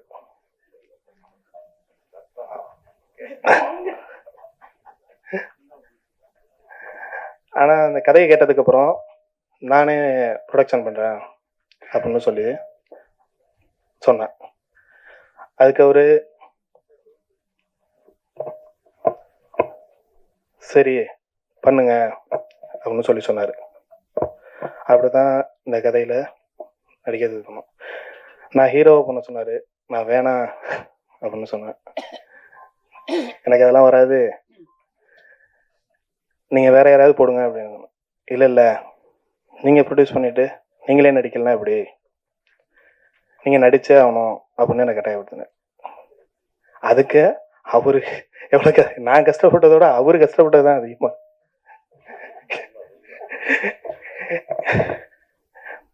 என்ன ரொம்ப கஷ்டப்பட்டு நடிக்க வச்சு, டார்ச்சர்னா கொஞ்சம் இல்லை, அந்த அளவுக்கு டார்ச்சர் பண்ணி நடிக்க வச்சார். ஏன்னா நம்ம இங்க நடிச்சிடலாங்க, நான் பார்க்கறதோட இந்த மக்கள் பார்க்கும்போது நீங்க அந்த கதையோட கரெக்டா ஒத்து போகணும் அப்படின்னா. ஒரு சீனை ஒரு டேக்கு 2 டேக்லாம் இல்லை, 10 டேக்கா இருந்தாலும் விட மாட்டாரு. அவருக்கு அந்த சீன் சாட்டிஸ்ஃபேக்ஷன் ஆனதுக்கு அப்புறம் தான் என்ன விடுவாரு. ஒரு நாள் காலையில 6 மணிக்கு ஸ்டார்ட் ஆகி மதியானம் 12 மணி வரைக்கும் விடல, காலை சாப்பாடு கூட சாப்பிட விடல. அந்த மாதிரிலாம் ஷூட்டிங் பண்ணுச்சு. இந்த படம் வந்து மக்களுக்காக ஒரு விழிப்புணர்வு படமா இருக்குன்னா இந்த படம் எடுக்கப்பட்டது. இந்த படம் வந்து ஒரு விதையா விதைக்கப்பட்டு அவரு என்கிட்ட சொல்லும் போது இருந்துச்சு. அதுக்கப்புறம் என்னால் முடிஞ்ச அளவு அதை செடியாக்கிடுறேன். அதை நீங்கள்லாம் சேர்ந்து அதை மரமாக்கி அதில் கருத்துங்கிற பழமான சாப்பிட்றதுக்கு உறுதுணையாக இருக்குன்னு சொல்லியிருக்கேன்.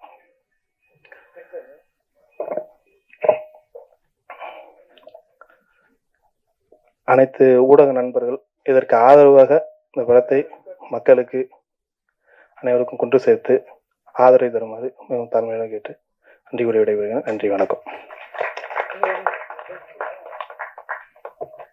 Thank you sir. அடுத்தபடியாக நகைச்சுவை நடிகரா குணச்சித்திர நடிகரா என நம்மை திணறடிப்பவர், பல படங்களில் நடித்து நம்மை மகிழ்விக்கும் நல்ல கலைஞன் சிசர் மனோகர் அவர்களை அன்போடு பேச அழைக்கிறோம்.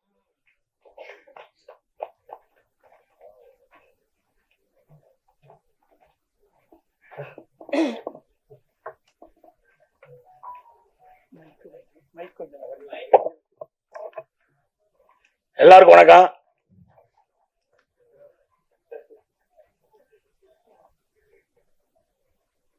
அந்தோணி மார்ச் மூலியமா தான் இந்த படம் எனக்கு கிடைச்சிச்சு.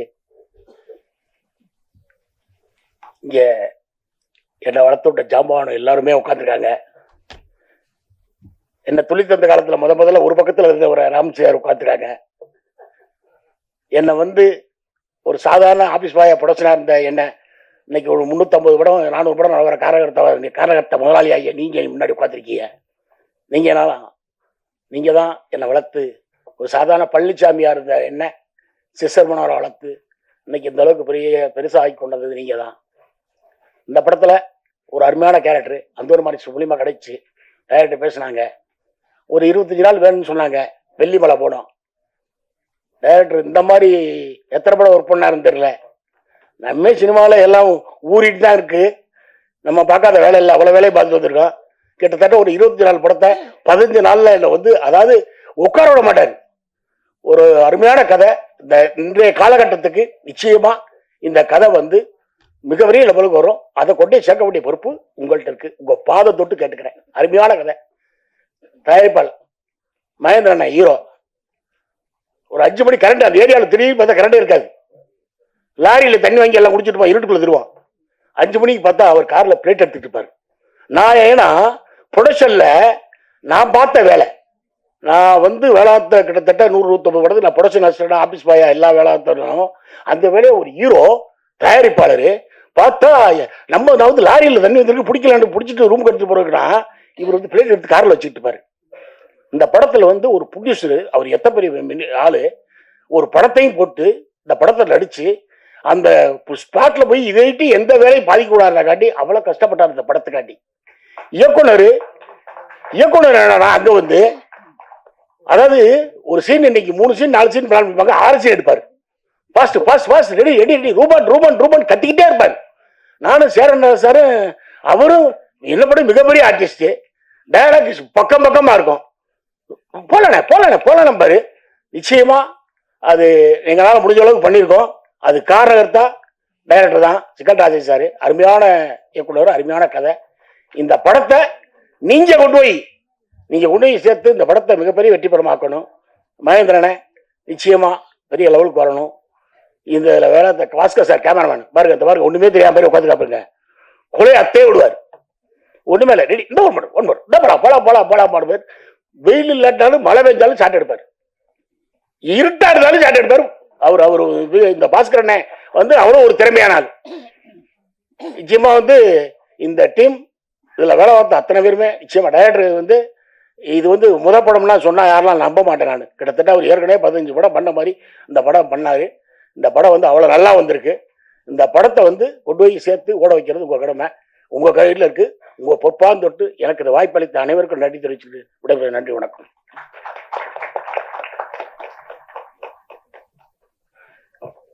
Thank you sir. அடுத்தபடியாக அதிக விளம்பரம் செய்து கொள்ளாமல் சிலருக்கு நல்லவைகளை செய்து வருபவர், திருக்குறள் முதற்கொண்டு மனப்பாடம் செய்து பேசும் தமிழ் ஆர்வம் மிக்கவர், தன்னை எப்போதும் ஃபிட்டாக வைத்துக் கொள்ளும் ஸ்போர்ட்ஸ் விமன், சமூகத்தை பற்றி நிறைய கவலை கொள்ளும் சமூக அக்கறை கொண்ட நடிகை கோமல் சர்மா அவர்களை அன்போடு பேச அழைக்கிறோம்.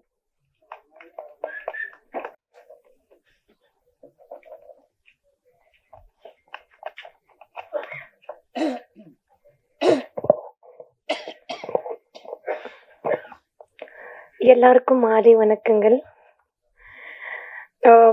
இந்த இரவின் விழிகள் படத்தோட காஸ்ட் அண்ட் க்ரூ, அவங்களோட இயக்குனர், அவங்க தயாரிப்பாளர் ரொம்பவே அழகான ஒரு விஷயத்த வந்த உடனே சொன்னாங்க. பெண்கள் பற்றி, அவங்களோட சுதந்திரத்தை பற்றி அவங்க பேசினாங்க. சொல்லிட்டு பட் உண்மையான சுதந்திரம் என்னது ஆக்சுவலி? ஸோ உண்மையான சுதந்திரம் நம்ம இளைஞர்கள் எல்லாமே சுதந்திரமா பேசுறதா அது உண்மையான சுதந்திரம். நான் அது நம்புறேன். ஸோ இந்த படத்தை வழியா நான் பேச வந்தது இப்போ இருக்க ரொம்ப ரொம்ப இம்பார்ட்டண்ட்டான ஒரு விஷயம் நான் பேச போறேன். ஸோ இந்த விஷயம் நான் பேசுறது நம்மளோட இளைஞர்களுக்காக தான். ஸோ என்னோட உயிருக்கு மேலே இருக்கிற இளைஞர்கள் அவர்களே, உங்ககிட்ட நான் பேச வந்தது உங்க கண்களில் பார்க்கறது நான் இன்று மட்டும் இல்லை, உங்க கண்களை பார்க்கறது என் நாடோட எதிர்காலமே உங்க கண்களில் நான் பார்த்து கொள்கிறேன். உங்க இதயத்தில் இருக்கிற தீ நம்ம ஊரை மட்டும் வெளிச்சம் கொடுக்க வேண்டாம், இந்த உலகத்தை ஒரு வழிகாட்டியா மாறணும். அதுதான் நீங்க இருக்கணும். அண்ட் நீங்க இந்த உலகத்தோட வரலாறை எடுத்து பார்த்தீங்கன்னா நம்ம இளைஞர்கள் தான் எல்லா புரட்சிக்கு தோளுக்கு தோல் நின்று இருக்காங்க. இப்போ நீங்க மகாத்மா காந்தியோட உப்பு சத்தியாகிரகத்தை பார்த்தீங்கன்னா அங்க நின்னவங்க தோளுக்கு தோல் நம்ம இளைஞர்கள் தான். அண்ட் நீங்க இந்தியாவோட சுதந்திரம் நீங்க பார்த்தீங்கன்னா அது வாங்கி கொடுத்ததே வந்து இளைஞர்கள் தான். விண்வெளி கனவு வந்து கம்ப்ளீட் பண்ணதே வந்து நம்ம இளைஞர்கள் தான். ஆனா இன்னைக்கு அவங்களோட போர்க்களமே வந்து வேற. அவங்க ஆயுதம் வந்து துப்பாக்கியும் வாள் மட்டும் இல்லை. அவங்க ஆயுதம் வந்து ஒரு போஸ்ட், ஒரு ட்வீட்டு, ஒரு ரீல்ஸ் தான். ஸோ இப்போ நீங்க ஒரு சோஷியல் மீடியால ஒரு ட்வீட்டும் இல்லை ஒரு ஒரு கமெண்ட்டும் எல்லாம் நீங்க போட்டீங்கன்னா அது வந்து கரெக்டான விஷயத்துல நீங்க யூஸ் பண்ணீங்கன்னா அது நீங்க எந்த நாட்டையும் எந்த அரசாங்கத்தையும் நீங்க வந்து கேள்வி வந்து கேட்க முடியும். எந்த காயத்தை வந்து நீங்க சரிப்படுத்த முடியும். எந்த ஒரு ரொம்ப இஷ்யூஸை வந்து நீங்க வந்து பேச முடியும். ஸோ உங்களோட ஆயுதம் வந்து ரொம்ப வலுவான ஆயுதம். அது கரெக்டா நீங்க யூஸ் பண்ணுங்க உங்களோட சோஷியல் மீடியா ஹேண்டில். அப்புறம் நீங்க உங்க கையில வச்சிருக்கீங்களே என்னோட நண்பர்கள் எல்லாருமே, நீங்க அது வந்து ஒரு சாதாரண ஸ்கிரீன் மட்டும் இல்லை, அது வந்து ஒரு ஒளிகாட்டி, அது ஒரு வழிகாட்டி. அதை வச்சுக்கிட்டு நீங்க உலகத்தையே வந்து அழிக்க முடியும், இல்லைன்னா இந்த உலகத்துக்கே நீங்க ஒரு வழியை வந்து காட்ட முடியும். ஸோ இந்த ஸ்கிரீனை வந்து நீங்க சாதாரணமா நினைச்சுக்காதீங்க, இது ஒரு புரட்சி. ஸ்கிரீன் மட்டும் இல்லை உங்க கையில இருக்கிறது. ஸோ என்னோட இளைஞர்கள், என்னோட நண்பர்களுக்கு நான் என்ன சொல்ல விரும்புறேன்னா, உங்க லைஃப்பை வந்து நீங்க ஜஸ்ட் சாதாரணமா ஸ்க்ரோல் பண்ணாதீங்க நண்பர்களே. நீங்க வந்து ஜஸ்ட் சிம்பிளி ஒரு லைக்ஸ் அண்ட் ஃபாலோவர்ஸ்க்காக உங்க வாழ்க்கையை வந்து நீங்க அழிச்சிடாதீங்க. உங்களோட குரல் இருக்குல்ல, அதை நீங்க ஒரு நாட்டுக்காக பயன்படுத்துங்க, ஒரு காட்டுக்காக நீங்க பயன்படுத்துங்க. ஒரு குரல் இல்லாத குழந்தைங்களுக்காக ஒரு குரலா மாறுங்க. ஒரு ரொம்பவே ஏழையான இருக்க தாய்மார்களுக்கு ஒரு குரலா மாறுங்க. கொஞ்சம் கொஞ்சமா அழிஞ்சிட்டு இருக்கிற நதிகளுக்கு அது வந்து நீங்க யூஸ்ஃபுல்லா இருங்க. அண்ட் நீங்க என்ன நினைக்கிறீங்க, இன்ஃப்ளூயன்ஸ் வந்து ஃபேஷன் மட்டும்தான் ஒரு இன்ஃப்ளூயன்ஸா? இன்ஃப்ளூயன்ஸ் வந்து உங்க கருத்து, இன்ஃப்ளூயன்ஸ் வந்து உங்க குரல், இன்ஃப்ளூயன்ஸ் வந்து மற்றவங்களுக்கு காட்டுற கருணை. நீங்க எப்படி கருணை வந்து காட்ட முடியுது? நீங்க மற்ற மனிதர் மேல வச்சிட்டு இருக்கிற நேசமோ அவங்க மேல வச்சிட்டு இருக்க உறவு தான் உண்மையான இன்ஃப்ளூயன்ஸ் உங்களுக்கு. சும்மா இது நம்ம சோஷியல் மீடியால பாக்குற இன்ஃப்ளூயன்ஸ் மட்டும் கிடையாது. அப்படி போயிட்டு நீங்க மற்றவங்க லைஃப்பை வந்து இன்ஃப்ளூயன்ஸ் பண்ணுங்க.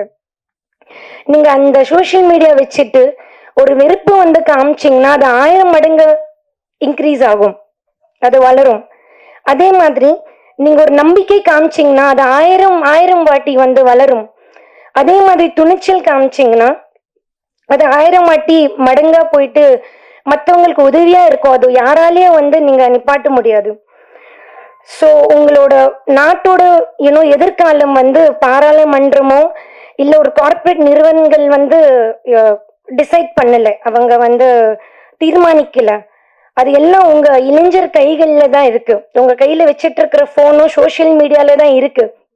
ஸோ யாருமே இங்க வந்து நாட்டோட ஃபேட்டை வந்து டிசைட் பண்ண முடியாது. ஸோ நாளை வந்து நம்ம எல்லாருமே ஒரு உலகம் வந்து திரும்பி பார்க்கும்போது எப்படி பார்க்க போறாங்கன்னா, தமிழ்நாடுல இருக்க இளைஞர்கள் ரொம்பவே கஷ்டப்பட்டு போராடி இந்தியாவோட தலையெழுத்தே வந்து மாத்திருக்காங்க. அப்படிதான் இந்த சோஷியல் மீடியாவை நீங்க யூஸ் பண்ணுங்க. ஸோ ஒரு நல்ல குரலை வந்து சோஷியல் மீடியால நல்ல குரலா வந்து மாத்துங்க சோஷியல் மீடியாவில். அண்ட் நீங்க வந்து ஒரு நல்ல உதாரணமா இருங்க. உங்க கமெண்ட்ஸை வந்து கரெக்டா நீங்க யூஸ் பண்ணுங்க. ஸோ நீங்க வந்து இப்போ இருக்கிற இளைஞர்களுக்கு வந்து வழி மட்டும் நீங்க காமிக்கல, வர ஜென்ரேஷன்ஸ்க்கும் நீங்க வழி காட்டியா இருப்பீங்கன்னு நான் நம்புறேன். ஸோ இந்த படத்தோட காஸ்ட் அண்ட் க்ரூக்கு என்னோட மனமார்ந்த வாழ்த்துக்கள். இந்த படம் பெருசா வெற்றி படட்டும். Thank you John sir for giving me this opportunity. Thank you ma'am. அடுத்தபடியாக நம்மை நாமே புரிந்து கொண்டு தன் இணையையும் சரியாக புரிந்து கொண்டு நடப்பதுவே கணவன் மனைவியாக சிறந்த வாழ்க்கையை வாழ வழிவகுக்கும். தன்னையும் புரிந்து கொண்டு தன் இணையையும் புரிந்து கொண்டு இனிப்பான பயணத்தை மேற்கொள்பவர் நடிகை நமிதாவின் இணையர், நல்ல நடிகர், நல்ல உழைப்பாளி திரு வீரா அவர்களை இரவின் விழிகள் படக்குழுவினரை வாழ்த்தி பேச அழைக்கிறேன்.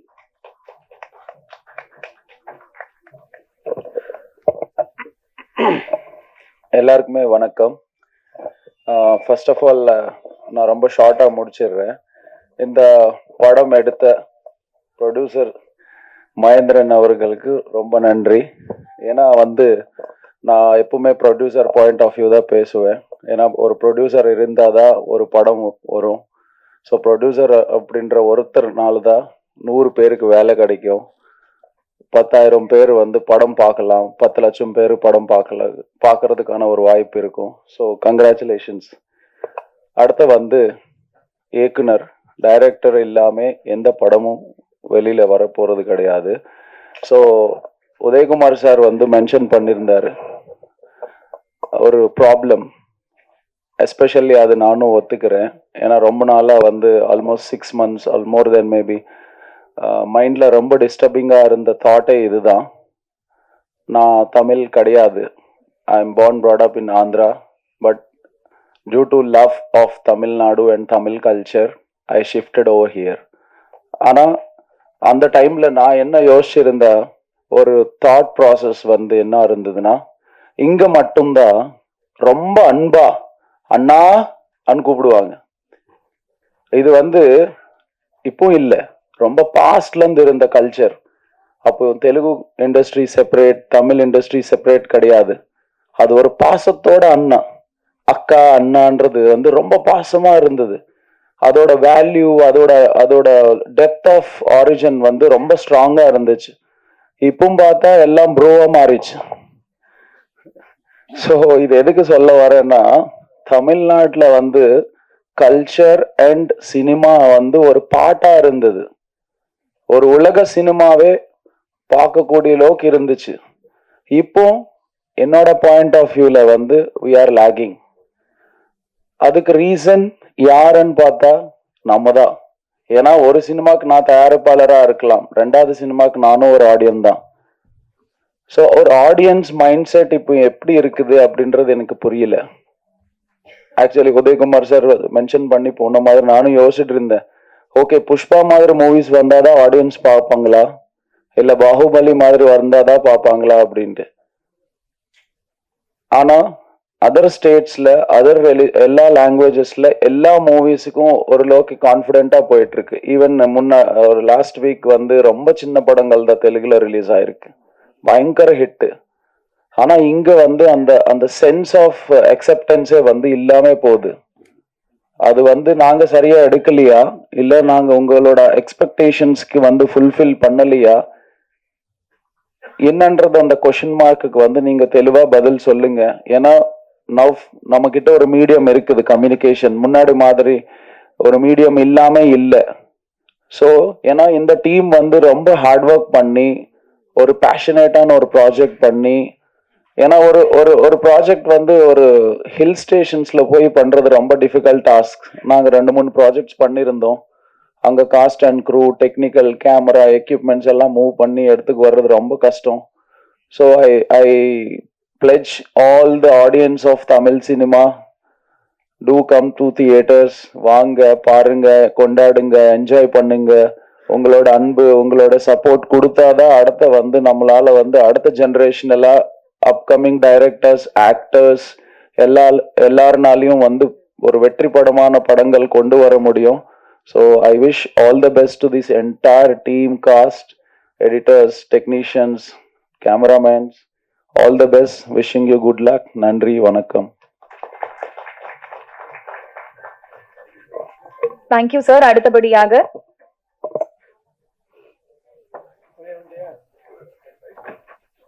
சாரி, என்னை மன்னிச்சுக்காதீங்க.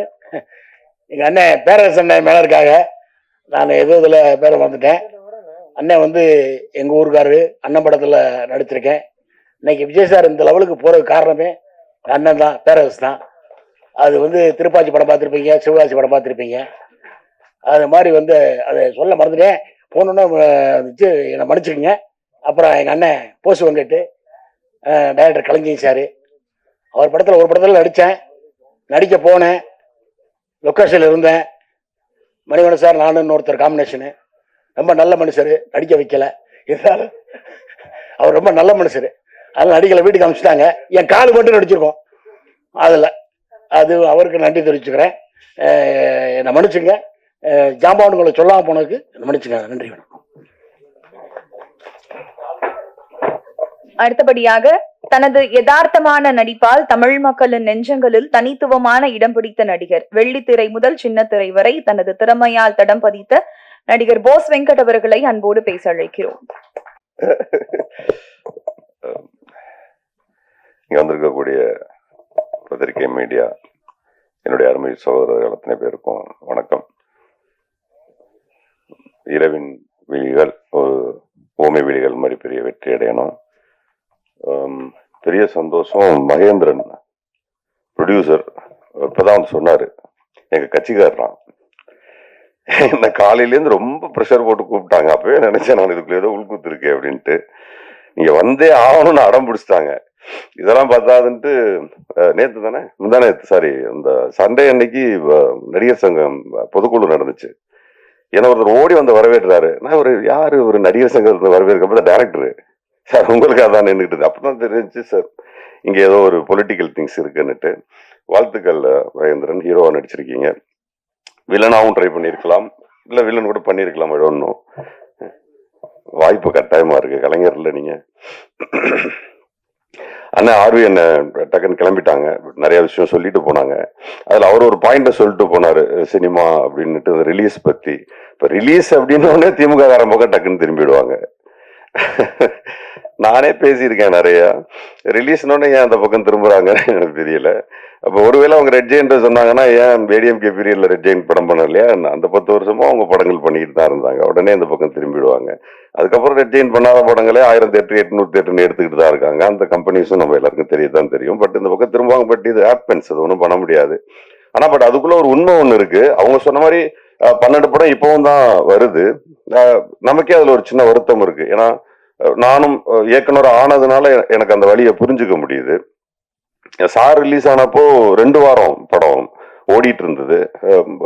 253 தியேட்டர் ரிலீஸ் பண்ணோம்னு நினைக்கிறேன். நீங்க தான் சப்போர்ட் பண்ணீங்க.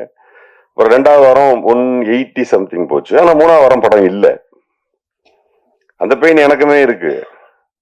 பட் அதுக்கு ரொம்ப பர்டிகுலரா இந்த நான் ஒன்றும் கேட்டேன், ஒரு 25 நாள் ஒரு போஸ்டர் விட்டுறதுக்கு ஒரு டைம் கொடுங்கன்னு கேட்டேன். இல்ல ஒரு 50 நாள் விட்டுறதுக்கு ஒரு ஷோஸ் கொடுங்கன்னு கேட்டேன். பட் கொடுக்க முடியல. அது ஒரு காலத்துல படத்தை 50 நாளோ 100 நாளோ ஓட்டுறதுக்கான ஒரு டைம் கொடுத்தாங்க இல்லையா? அந்த டைம் இப்ப கொடுக்கறது இல்லை. பட் அவங்கள குறை சொல்ற அதே சமயத்துல ஆடியன்ஸும் ஒரு படம் ரிலீஸ் ஆன ஒரு வாரத்துக்கு அப்புறம் என்ன பண்ணிடுறாங்கன்னா, அதான் இன்னொரு 1 வாரம் 10 நாள்ல ஓடிடியில வந்துருமே, இது எதுக்கு நம்ம தியேட்டர்ல பார்க்கணும் அப்படின்னு சொல்லும்போது ஒரு படத்தினுடைய ஆயுள் காலம் இப்ப ஈசல் மாதிரி 10 நாள் 12 நாள்னு மாறி போச்சு. ஸோ நம்ம அதை நம்ம அது மேல கிளைமிங் பண்ணும்போது கூட கொஞ்சம் யோசிக்க வேண்டியிருக்கு. இந்த claiming right or wrong? Claim பண்ணுவோம், சார் சொன்ன மாதிரி கிளைம் பண்ணுவோம். 50 நாள் 60 நாள்னா சார் சொன்னாங்க 60 தியேட்டர் எங்களுக்கு வரும், 60 தியேட்டர் இன்னொருத்தருக்கு போகும், 60 தியேட்டர் இன்னொருத்தருக்கு போனா, ஸோ 50 தியேட்டரோ 60 தியேட்டரோ ஷோஸ் 3 ஷோவோ 2 ஷோவோ இருந்ததுன்னா அது 50 நாளோ 60 நாளோ இருந்தா தான் ஆடியன்ஸ் அப்ப பார்க்க முடியும். அவங்களுக்கு அண்ணன் சொன்ன மாதிரி அந்த டாப் 10 ரைட், அந்த டாப் 10ல 1 2 3 நாள் சொல்றதுக்கே 5 6 வாரம் 7 வாரம் 8 வாரம்லாம் எடுக்கும். இப்போ அது இல்லையே. படம் ரிலீஸ் ஆகுது, ரிலீஸ் ஆன 2வது ஷோலே எழுதிடுறாங்க.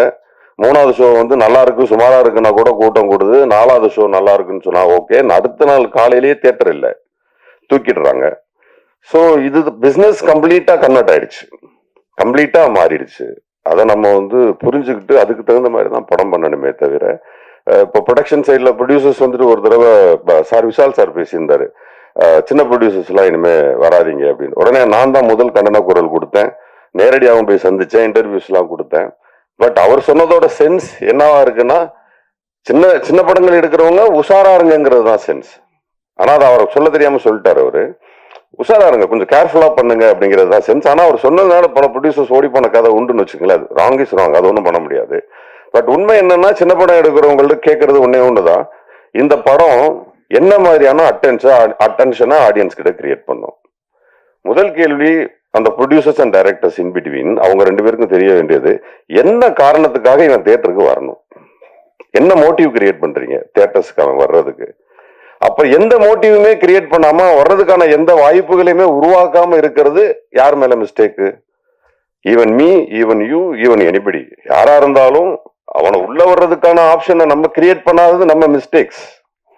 ஸோ இனி வர்ற டைரக்டர்ஸ், ப்ரொடியூசர்ஸ், டெக்னீஷியன்ஸ் இந்த பஞ்ச் பாயிண்ட் இருந்தா தான் வருவான். இதுதான் காரணம். இப்ப சொல்லுவாங்க கேஸ்ட் வச்சு படம் எடுக்கிறாங்க, மேபி காரணமா இருக்கலாம். அவங்க மட்டும் வந்து படம் பார்த்தது காசா மாறுறதான்னு நினைக்கலாம். மேபி அவங்களுக்கு மட்டுமான ப்ரீச்சிங்கா இருக்கலாம், மேபி அவங்களுக்கான முன்னேற்றமா இருக்கலாம், மேபி அவங்க ரொம்ப நாள் அடிபட்டதற்கான மருந்தா இருக்கலாம். Anything happened. பட் அந்த படத்துக்கு கூட்டம் கூடுதில்ல, காசா மாறுது இல்ல. ஸோ இப்போ ப்ரொடக்ஷன் அண்ட் டைரக்ஷன் இன்பிட்வீன், இந்த இன்பிட்வீன் அது காசா மாறுறதுக்கும் தியேட்டர்ல படம் ஓடுறதுக்கான ரீசன், நான் சொல்றது ஒரு ரீசன். ஸ்டார்ஸ் அது வந்து நம்மளால ஒண்ணுமே பண்ண முடியாது, இட்ஸ் எ ரீசன். ஸ்டார்ஸ் வந்து கம்ப்ளீட்லி ரீசன். அவங்க வர்றது ஈவன் விமல் சார் வச்சு நான் படம் பண்ணும்போது ஒரு முதல் நாள், 2வது நாள், 3வது நாள் வந்து தியேட்டர்ல முக்கால்வாசி ஆடியன்ஸ் உட்கார்ந்தது அது போஸ் வெங்கட்டுக்கு வரல, அந்த இசையமைப்பாளருக்கு வரல, ப்ரொடக்ஷன் எடிட்டர் யாருக்குமே வரல, விமல் சாருக்கு தான் வந்தாங்க. ஏன்னா அவர் களவாணியில இருந்து அவர் ஒரு ஆடியன்ஸை சம்பாரிச்சு இருந்தாரு, அதுக்காக வந்திருந்தாங்க. ஸோ இப்போ ஹீரோஸ் கொடுக்குற சினிமா என்பது வேறு. ஸோ சினிமா எடுக்க வர்றவங்க ஈவன் இப்ப இந்த படத்துல இதையும் சேர்த்து சொல்லிடணும். கூடுதலா இப்ப நான் சொல்லிட்டு இருந்த காரணங்கள்ல இந்த படத்துல ஒண்ணு இருக்கு. பேய் படம், இந்த மாதிரியான த்ரில்லர்ஸ் அண்ட் கொஞ்சம் செக்ஸ் கலந்த படங்கள், சாமி படம், இது யார் நடிச்சாலும் ஓடிடணும் ஒரு கிராமர் இருக்கு. ஸோ நீங்க இந்த கிராமர்ல தப்பிச்சுக்கலாம், உங்களுக்கு ஒரு பேசிக் பிசினஸ் வந்துடும். நீங்க அதுல ஹீரோ யாரு, வில்லன் யாருன்னு கூட பெருசா பார்க்க மாட்டாங்க. வியாபாரிகள் வந்து கேட்க போகும்போதே அதான் கேட்கறான், எத்தனை சாங் இருக்கு, 5 சாங் இருக்கா, 2 ஃபைட் இருக்கா, இது என்ன காரணம், என்ன ஜானர் படம், த்ரில்லர். அப்ப த்ரில்லர்னா உள்ள எல்லாம் என்னன்னு போய் நோண்டி பாக்குறது இல்ல, அதுக்கு ஒரு பேசிக் பிசினஸ் இருக்கிறதா நினைக்கிறாங்க. என்னன்னா நமக்கு தெரியும் இது என்ன படம்னுட்டு, ஹிந்தியில தெரியாது, அங்கே ஒரு 10-12 லட்சம் ரூபாய்க்கு இந்த படத்தை வித்துருவாங்க. கர்நாடகால தெரியாது, ஒரு 10-12 லட்சம் ரூபாய்க்கு வித்துருவாங்க. இந்த மாதிரி பல்வேறு விதமான மொழிகள்ல அது விற்கிறாங்க. விற்கும் போது ஒரு 25 ரூபா, 30 ரூபா, 50 ரூபா ஒரு பேசிக் பிசினஸ் பிக்ஸ் பண்றாங்க. இப்படி ஏதோ ஒன்னாச்சும் வரும். ஆனா நிறைய பேர் என்ன பண்றாங்கன்னா, இந்த பிள்ளைங்க வந்து வீட்டுல படம் வரையும். ஒரு ஆர்டிஸ்ட் ஒருத்தனை படம் வரைஞ்சா அப்படியே அச்சு அசலா வரைவான், ஊரே சொல்லும் என்ன பிரமாதமா வரைஞ்சிருக்கீங்க, அது உண்மை. ஆனா வீட்டுல ஒரு குழந்தை தப்பா கிறுக்கும், அப்ப அம்மா சொல்லும் என்ன பிரமாதமா வரைஞ்சிருக்கேன்னு. அந்த மாதிரி நமக்கு நாமே படம் எடுத்து நல்லா இருக்கு நம்ம சொல்லிக்கிறோமே தவிர ஊரு சொல்லணும் அது நல்லா இருக்குன்னு. அப்பதான் இந்த படம் ஓடும். அப்புறம் நான் படம் எடுத்தேன் ஓடல, நான் என்னையும் சேர்த்து தான் சொல்றேன், நான் படம் எடுத்தேன் ஓடலன்னா படம் நல்லா இருந்தா தான் ஓடும். இப்ப படம் நல்ல படம் என்பது வேறு, அது பல விருதுகளை எடுக்கும். 2 படமும் நிறைய விருதுகளை எடுத்துச்சு, அந்த மாதிரி நிறைய விருதுகளை எடுத்தது, அது திருப்தி தரும், அதுதான் தரும்னு எங்களுக்கு தெரியும். பட் பணமாக மாறக்கூடிய திரைப்படங்களுக்கு யார் மேல பிளேமிங் நீங்க வச்சீங்கன்னாலும் தப்பு. ஈவன் தியேட்டர்ஸ், டிஸ்ட்ரிபியூட்டர்ஸ், ப்ரொடியூசர்ஸ், இவங்க யாரு மேலேயும் நீங்க பிளேமிங் பண்ணவே முடியாது. அண்ணன் சொன்ன மாதிரி ஒரு விஷயம் வேணா பண்ணலாம், எனக்கு அது கொஞ்சம் வருத்தமான விஷயமும் கூட. சமீபத்தில் கூட நடந்துச்சு, ஒரு ஸ்டாரோட படம் வருது, உடனே அந்த சமயத்துல வெளியாக இருந்த சின்ன படங்களை பூரா எல்லாம் பின்வாங்கிறதே நான் பார்த்தேன். அந்த தேட்டர்ல படம் வருதுன்னு சொல்லிட்டு முதல் நாள் போஸ்டர்ல வருது, பேப்பர்ஸ்ல வருது, ஒரு 10 நாள் பப்ளிசிட்டி பண்றாங்க. ஆனா இல்ல அது பெரிய படம் வருது, ஏன் பின்வாங்குறீங்க? ஏன் பெரிய படம் தோத்தது இல்லையா? பெரிய படம் தான் தோக்குது. சின்ன படங்களை விட அதிகமா தோக்குறது பெரிய படங்கள் தான், அவங்களுக்கு தான் பாதிப்பு அதிகம். ஏன் விட்டு கொடுக்குறீங்க? போராட வேண்டியதானே, படத்தை ரிலீஸ் பண்ண வேண்டியதானே. அதே படத்தை நீங்க லேட்டா ரிலீஸ் பண்ணி ஓடின படம் லிஸ்டே நான் சொல்லுவேன், நீ அன்னைக்கே ரிலீஸ் பண்ணி இருந்திருக்கலாமே. அப்ப என்ன ஆகுதுன்னா, அவங்கள பயந்துகிட்டு நீங்க வெளியில வரும்போது சார் சொன்ன மாதிரி 150 தியேட்டர் 100 தியேட்டர் 100 ஷோஸ் 100-200 ஷோஸ்ன்னு சொல்லிட்டு அந்த ஷோஸ் எல்லாமே அவங்களுக்கு போகுது. தே பிளேட், அவங்க நல்லா விளையாடுறாங்க. ஏன்னா களத்தை நீங்க தான் கொடுத்தீங்க, எதுக்கு களத்தை கொடுக்குறீங்க? நான் ஏற்கனவே ஒரு ஆக்சுவலா இப்போ வந்து ப்ரொடியூசர் கவுன்சில் எல்லாம் சேர்ந்து போய் பேசியிருக்காங்க, டிஸ்ட்ரிபியூட்டர் கவுன்சில் எல்லாமே வந்துட்டு துணை முதல்வர்கிட்ட போய் பேசியிருக்காங்க. டிக்கெட் நிர்ணயம்லாம் நீங்களே பாத்துக்கோங்க, கவர்மெண்டே இதை போய் பண்ணலான்ட்டு. இதை நான் கிட்டத்தட்ட 2 மாதங்களுக்கு முன்பு நான் பேசியிருக்கேன். நான் என்ன கேட்கிறேன், முழு அதிகாரமும் யாருக்கிட்ட இருக்கு? பணம் போட்ட ப்ரொடியூசர்ஸ் கிட்ட இருக்கு. ஆனா நீங்க என்ன பண்றீங்க, 2 கோடி ரூபாய் 3 கோடி ரூபாய் சொத்து தானே ஒரு திரைப்படம். 10 கோடி இருந்தா 10 கோடி ரூபாய் சொத்து தானே உங்க திரைப்படம். உங்க சொத்தை தூக்கி கொண்டு யார்ட்டையா கொடுப்பீங்களா? உங்க நிலத்தை யார்ட்டையா கொண்டு கொடுப்பீங்களா? யார் பேர்ல எழுதி வைப்பீங்களா? உங்க வீட்டை யார் பேர்லயாவது எழுதி வைப்பீங்களா? படத்தை மட்டும் ஏன் இன்னொருத்தன் பேர்ல எழுதி வைக்கிறீங்க? என்ன பயம் உங்களுக்கு? என்ன பயம்? படம் எடுக்கிறவனுக்கும் 10 கோடி ரூபாய் போட்டு படம் எடுக்கக்கூடிய தைரியம் இருக்கு உங்களுக்கு. தியேட்டரை பிடிச்சி படம் ரிலீஸ் பண்ண தெரியாதா? அப்ப நீங்க பிசினஸ் கத்துக்காம வந்திருக்கீங்க உள்ள. பிசினஸ் தெரிஞ்சுக்கிட்டு வாங்க. 10 கோடி 15 கோடி 5 கோடி 8 கோடி 3 கோடி என்ன வேணா போடுங்க, வாங்க. இவர் படம் எடுக்கிறாரா, அசிஸ்டண்டா ஒர்க் பண்ணுங்க. ப்ரொடக்ஷன் பண்றாரா, அவர் கூட ப்ரொடக்ஷன்ல ஒர்க் பண்ணுங்க. டிஸ்ட்ரிபியூஷன்ல கத்துக்கங்க, அப்புறம் வாங்க சினிமாவுக்கு. அப்புறம் தோத்து போயிட்டேன்னு அழுகிறதுல எந்த பிரயோஜனமும் கிடையாது. கத்துக்குங்க. எனக்கு ஆசையா இருக்கு, டிஸ்ட்ரிபியூஷன் கத்துக்க போறேன், பண்ண போறேன், சீக்கிரமே பண்ணுவேன். தோக்குறோன்னு ஜெயிக்கிறேன்னு பண்ணுவேன். டிஸ்ட்ரிபியூஷன்ல தான் பிரச்சனை வந்து நின்றுது கடைசியா.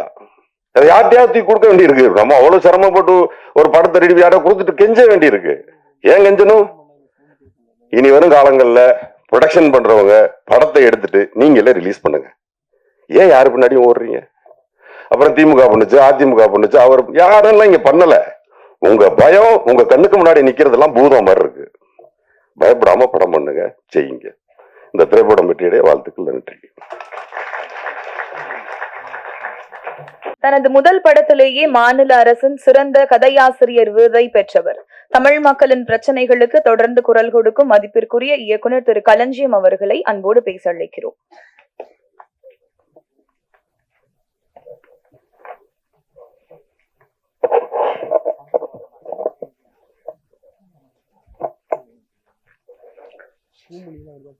இரவின் விழிகள் திரைப்படத்தினுடைய இசை வெளியீட்டு விழாவில் பங்கேற்றிருக்கிற தொழில்நுட்ப கலைஞர்கள், நண்பர்கள், தோழர்கள் அனைவருக்கும் மாலை வணக்கம்.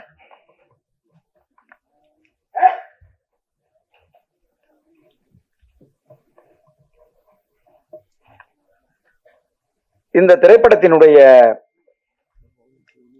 இயக்குனர் இந்த நிகழ்வுக்கு வந்தபோது இந்த படம் குறித்து சில குறிப்புகளை சொன்னார். அதாவது, இணையதளங்களால் இன்றைக்கு ஏற்படுகிற சீரழிவுகள் குறித்து ஒரு விழிப்புணர்வை ஏற்படுத்துகிற திரைப்படம் என்று சொன்னார். அந்த செய்தியை கேட்டவுடனேயே இந்த நிகழ்வில் பங்கேற்றதற்காக நான் மகிழ்வு அடைந்தேன். இந்த திரைப்படத்தினுடைய வெளிப்பாடுகள் எதுவும் அது போன்ற ஒரு சிந்தனையை ஏற்படுத்தவில்லை. ஒரு ஹாரர் மூவி மாதிரி தான் ஒரு ஃபீல் இருந்தது. அது ஹாரர் மூவியாக இருந்தாலும் கூட அந்த திரைப்படம் சொல்லுகிற செய்தி என்பது இன்றைக்கு சமூகத்தை சீரழித்துக் கொண்டிருக்கிற, மிக மோசமான விளைவுகளை ஏற்படுத்தி கொண்டிருக்கிற ஒரு செய்தி குறித்த விழிப்புணர்வை இந்த திரைப்படத்தினுடைய இயக்குனர் ஏற்படுத்தி இருக்கிறார். அதற்காக ஒரு படைப்பை உருவாக்கி இருக்கிறார் என்பது போற்றுதலுக்குரிய ஒரு விஷயம்.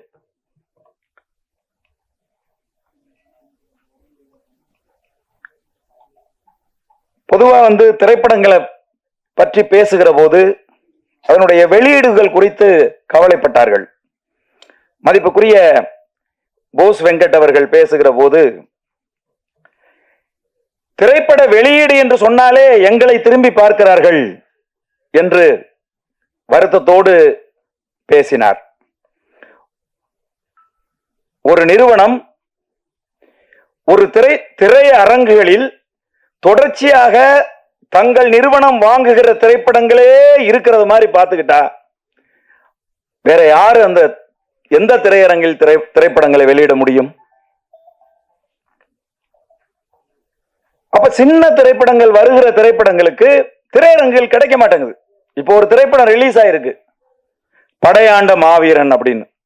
படம் பார்த்தவர்கள் எல்லோருமே சொல்லுகிறார்கள், ரொம்ப நல்லா இருக்கு இந்த படம், வசனங்கள் மிக சிறப்பாக இருக்கிறது, தமிழ் சமூகத்தினுடைய ஓர்மை பத்தி பேசுகிற ஒரு அருமையான திரைப்படம் அப்படின்னு படத்தை பார்த்தவர்கள் எல்லோரும் சொல்லுகிறார்கள். படம் எங்க ஓடுது? தமிழ்நாட்டில் நூன் ஷோ போகுது, செகண்ட் ஷோ போகுது. ஒரு ஷோ, ஒரு காட்சி தான் ஒரு திரைப்படம். அந்த திரைப்படம் போகுது, எந்த இடத்துல ஓடுதுன்னு ப்ரொடியூசருக்கே தெரியல. எந்த தேட்டர்ல இருக்கு, எந்த தேட்டர்ல எடுத்துட்டாங்க அப்படிங்கிறது தெரியல. இதை ஒழுங்குபடுத்த வேண்டும். யார் ஒழுங்குபடுத்துவது? இங்க இருக்கக்கூடிய திரைப்பட துறையை ஒழுங்குபடுத்துவதற்காக இருக்கக்கூடிய திரைப்பட சங்கங்கள், திரைப்பட தயாரிப்பு நிறுவனங்கள், டிஸ்ட்ரிபியூட்டர்ஸ், இவங்க எல்லாரும் தான் இந்த திரைப்பட துறையை வழிநடத்துவதற்காக இருக்கிறவர்கள். இவங்க எப்பவுமே கவலைப்படுவதில்லை. அதுக்கு என்ன காரணம்னா அரசியல். வருத்தப்பட்டுக்குவாங்க, இவங்க கோவப்பட்டுருவாங்க அப்படிங்கிற அந்த பார்வை இருக்கு பாருங்க. அதுதான் இன்றைக்கு தமிழ் சினிமா கொஞ்சம் கொஞ்சமாக மக்களால் பார்க்க முடியலைங்கிற சூழல் இருக்கு. போன் பண்ணி கேக்குறாங்க, இந்த படம் நல்லா இருக்குன்னு சொல்றாங்களே, எங்க ஓடுது இந்த படம்? சென்னையில எங்க ஓடுது? சென்னையில ரோகிணியில காலை காட்சி. முன்னாடி எல்லாம் அப்படி கிடையாது, அது ஒழுங்குபடுத்தப்பட்டு இருந்துச்சு. நான் முதல் படம் பண்ணும்போது 1996 எல்லாம் ரஜினிகாந்த் படமா இருந்தாலும் சென்னையில 5 தேட்டர்ல தான் போகும். அது நான் முதல் படமா பண்ணாலும் அந்த படம் சென்னையில 5 தேட்டர்ல தான் போகும். தமிழ்நாடு முழுதும் அப்படி இருந்தது. ஆனால் இன்னைக்கு என்னவா இருக்கு? ஒரே படம் ஒரு காம்ப்ளெக்ஸ்ல இருக்கிற அத்தனை அந்த ஸ்கிரீன்லயும் ஒரே படமே போடுறாங்க. பெரிய நடிகர் படமா இருந்தாலும் அல்லது பெரிய நிறுவனம் தயாரிக்கிற படமா இருந்தாலும் அந்த படத்தை ஒரே காம்ப்ளெக்ஸ்ல இருக்கிற எல்லா ஸ்கிரீன்லயும் ஒரே படத்தை போடுறாங்க. அப்புறம் எப்படி மற்றவங்க சின்ன படங்கள், இது போன்ற திரைப்படங்கள் எப்படி வர முடியும்? உண்மையாகவே சமூக அக்கறையோடும் பொறுப்புணர்வோடும் மக்களை குறித்த சிந்தனையோடும் சிறிய திரைப்படங்கள் தான் எடுக்கப்படுது. சூப்பர் ஸ்டார்ஸ் நடிக்கிற திரைப்படங்களோ அல்லது பெரிய பெரிய நிறுவனங்கள் தயாரிக்கிற திரைப்படங்களோ கொஞ்சம் கூட சமூக அக்கறையற்ற திரைப்படங்களை தான் அவங்க எடுக்கிறாங்க. இன்னும் சொல்ல போனீங்கன்னா சமூக சீரழிவை உருவாக்குகிற திரைப்படங்களைத்தான் அவர்கள் உருவாக்குகிறார்கள். சிறிய திரைப்படங்கள் தான் அழகான கருத்தை, அற்புதமான கருத்தை முன்வைத்து இந்த மக்களுக்கு ஏதாவது ஒரு செய்தி. இன்னைக்கு யோசிச்சு பாருங்களேன், இன்ஸ்டாகிராமின் மூலமாக எவ்வளவு பேர் பாதிக்கப்படுறாங்க. குறிப்பா பெண்கள், குடும்பத்தில் இருக்கக்கூடிய பெண்கள் தங்களுடைய குடும்ப வாழ்க்கையில் எவ்வளவு சீரழிவுகளை இன்றைக்கு சந்திக்கிறாங்க. இந்த இணையதளங்களின் மூலமாக எவ்வளவு மர்டர்ஸ், எவ்வளவு கொலைகள் இன்றைக்கு நடந்து கொண்டிருக்கிறது. குறிப்பாக பெண்கள் எந்த அளவுக்கு இணையதளங்கள் மூலமாக ஏமாற்றப்படுகிறார்கள் யோசிச்சு பாருங்க. அதைத்தான் இந்த தம்பி சிக்கல் ராஜேஷ் அவர்கள் நான் வந்தபோது அவர் சொன்னார். அப்ப நமக்கு பொறுப்பு இருக்கு. இன்னைக்கு கையில செல்போன் வச்சிருக்கக்கூடிய ஒவ்வொருத்தரை பார்க்கின்ற போதும் அச்சம் ஏற்படுகிற ஒரு சூழல் இன்றைக்கு உருவாயிருக்கு. நம்முடைய பிள்ளைகள் இன்றைக்கு செல்போனை வச்சிருக்காங்க. வீட்டில் இருக்கிறவங்க யாரும் ஒருத்தரோடு ஒருத்தர் மனம் விட்டு பேசுகிற நிலை இன்னைக்கு இல்ல. இன்னைக்கு யோசிச்சு பாருங்க, நம்ம குழந்தைகளோடு நம்ம மனதை விட்டு உட்கார வச்சு சோபால உட்கார வச்சு ஒரு 10 நிமிஷம் பேச முடியுதா? நம்ம பேசிக்கிட்டே இருப்போம், அவன் போனை நோண்டிக்கிட்டே இருப்பான். அப்ப இந்த இணையதளத்துக்கு அடிமையாகி விட்டோம். நைட்டு 2 மணிக்கு போன் பண்ணாலும் ஒரே ரிங்ல நண்பர்கள் எடுக்கிறாங்க. கவலைப்படவே தேவையில்லை. விடிய 3 மணிக்கு போன் பண்ணாலும் ஒரே ரிங்ல நண்பர்கள் எடுக்கிறாங்க. என்ன காரணம்? யாரும் தூங்குறது இல்ல. என்னங்க, நான் சும்மா நீங்க முழிச்சிருக்கீங்களான்னு பாக்குறதுக்காக அடிச்சேன், இன்னும் தூங்கலையா? இல்ல தலைவா, ஷார்ட்ஸ் பார்த்துட்டு இருக்கேன் தலைவா அப்படிங்கிறாங்க. அப்போ இணையதளங்கள் இன்றைக்கு ஏற்படுத்துகிற இந்த பாதிப்பு இருக்கு பாருங்க, அதுதான் ஒட்டுமொத்தமாக சினிமா துறையவும் இன்னைக்கு ஒரு மிகப்பெரிய பாதிப்புக்கு ஏற்படுத்தி இருக்கு. திரையரங்குகள் இன்னைக்கு எல்லாம் திரையரங்குல படம் போடுறது அப்படிங்கிறது, அதுவும் சிறிய திரைப்படங்களை திரையரங்குக்கு கொண்டு வர்றது அப்படிங்கிறது பண விரயம் அப்படிங்கிற மாதிரியான ஒரு சூழலைத்தான் இன்னைக்கு தமிழ் சினிமா ஏற்படுத்தி வச்சிருக்கு. தம்பி வீரா பேசும்போது சொன்னாங்க, ஆந்திராவில் சின்ன சின்ன திரைப்படங்கள் பெரிய பெரிய வெற்றிகள் அடையுது அப்படின்னு சொல்லி. அங்கெல்லாம் ஒரு ஒழுங்கு இருக்கு. தயாரிப்பாளர்களுக்கும் திரையரங்கு உரிமையாளர்களுக்கும் டிஸ்ட்ரிபியூட்டர்ஸுக்கும் நடுவுல ஒரு ஒழுங்கு இருக்கு அங்க எல்லாம். அதை நம்ம விட்டுறோம். விட்டுட்டு தமிழ் சினிமா ஒழுங்கா இல்லைன்னா எப்படி ஒழுங்கு வரும் சொல்லுங்க பாப்போம். எத்தனையோ முறை இயக்குனர்கள் சங்கத்தில் இருந்து சென்று பேசியிருக்காங்க. இதை வந்து ஒரு ஒழுங்கு கொண்டு வரணும். சின்ன திரைப்படங்களை வந்து ரிலீஸ் பண்றதுக்கு ஒரு ஒரு ஒரு ஒரு ஒதுக்கீடு செய்யணும். ஒரு பெரிய படம் வந்துச்சுன்னா ஒரு 10 சிறிய படங்களை ரிலீஸ் பண்ணணும்னு சொல்லி கவலைப்படுறது எங்களுடைய இயக்குனர் சங்கம் தான் கவலைப்படுது. ஒவ்வொரு முறையும் அதை எடுத்துட்டு போய் அவங்க பேச்சுவார்த்தை நடத்துறாங்க. ஆனால் அதை நடைமுறைப்படுத்த வேண்டியவர்கள் அதை நடைமுறைப்படுத்த மாட்டேங்கிறாங்க. இது போன்ற திரைப்படங்கள் நிறைய வரணும். இந்த தம்பி மகேந்திரன் வந்து எந்த நம்பிக்கையில், எந்த துணிச்சலில் பணத்தை வந்து இன்வெஸ்ட் பண்றது சொல்லுங்க. இன்வெஸ்ட் பண்ண பணத்தை ஒரு ஒரு பெட்டி கடைக்காரர் ஒரு 10,000 ரூபாய் இன்வெஸ்ட் பண்ணி ஒரு பெட்டி கடை வச்சா அதுல இருந்து ஒரு 5,000 ரூபாய் நம்ம சம்பாதிச்சலாங்கிற நம்பிக்கை இருக்கு. கண்ணுக்கு முன்னாடி அந்த பொருள் இருக்கு.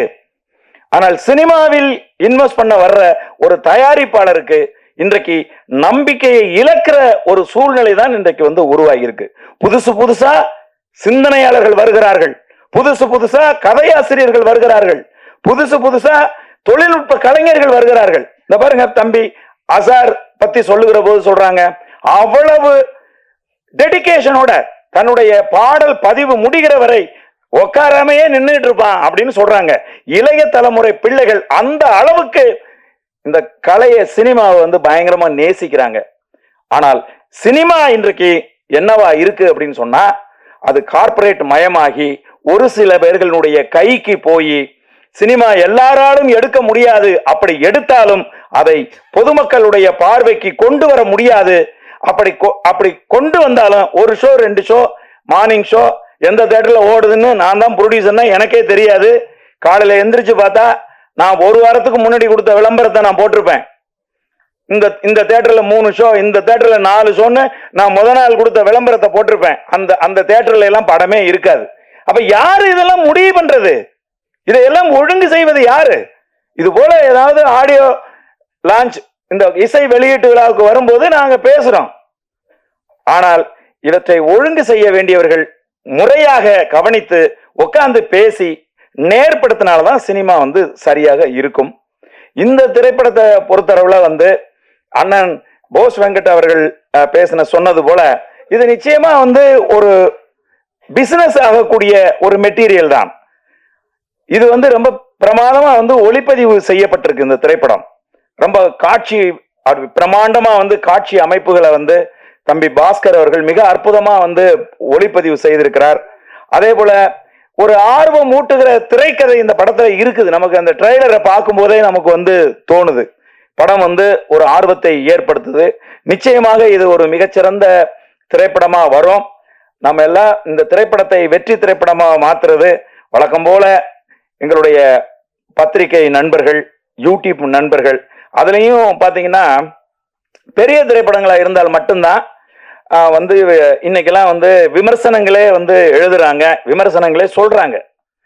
அதுலயும் சொல்ல போனீங்கன்னா லேண்ட்மார்க்கா இன்னைக்கு வந்து சில யூடியூபர்ஸ் வந்து இருக்காங்க.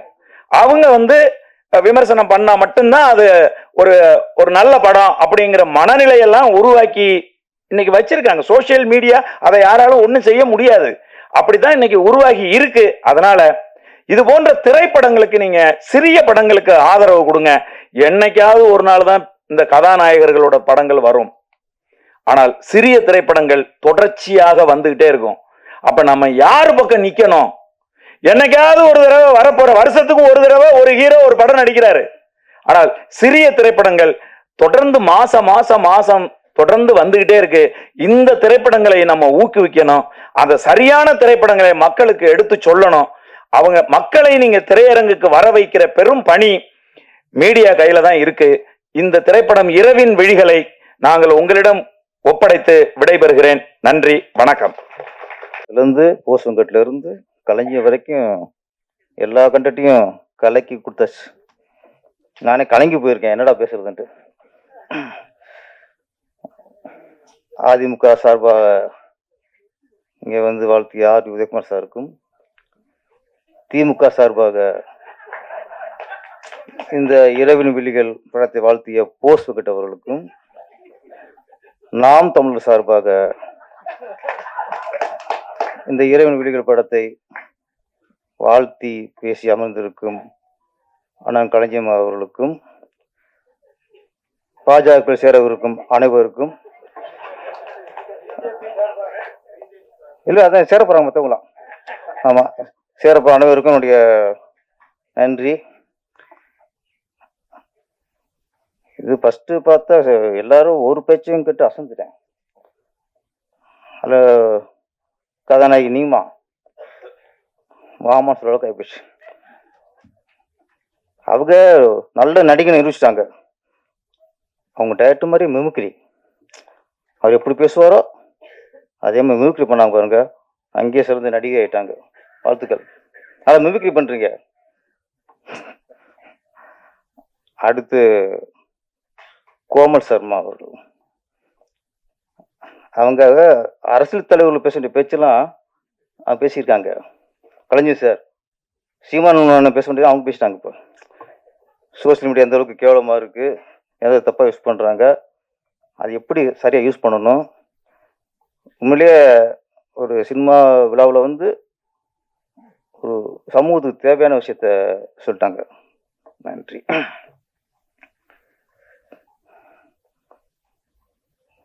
முதல்ல பாடல் எல்லாம் ஆரம்பிச்சு மிஸ்டருக்கு வாழ்த்துக்கள். அந்த அம்மா சென்டிமெண்ட் சாங்கு ரொம்ப உண்மையிலேயே மனசை டச் பண்ணுச்சு. இசைஞானி இளையராஜா சாங்கு கேட்ட மாதிரி இருந்துச்சு. ஆமாம், அந்த பாடகரும் இளையராஜா வாய்ஸ் நீதானா? இளையராஜா பயங்கர ரசிகர் போல இருக்கு. ஆமாம், நல்லா இருந்துச்சு சார். ஆமாம், அது நம்ம இசைஞானி பாடுற மாதிரி இருந்துச்சு. நல்லா இருந்துச்சு, ஃபீல் நல்லா இருந்துச்சு. அப்புறம் அவங்க நீங்கள் பாடின பாட்டு ஒன்று போடலை, அதை போட்டுக்கணும். நல்லா கொஞ்சம் செக்ஸியாக இருந்துச்சு. உதயகுமார் சார் ஃபீல் பண்ணார், இது இந்த பத்தியாக இருக்குனாரு. ஆமாம் சார், அது போடலை அப்படின்னாரு. அது இப்போ விட்டாங்க சார், நான் கிளம்புறேன்ட்டார். அது ஃபஸ்ட்டு பேசி போனது காரணமே அது எதிர்பார்த்தது இல்லை இங்கே, அதனால கிளம்பிட்டார். நல்லா இருந்துச்சு சாங்.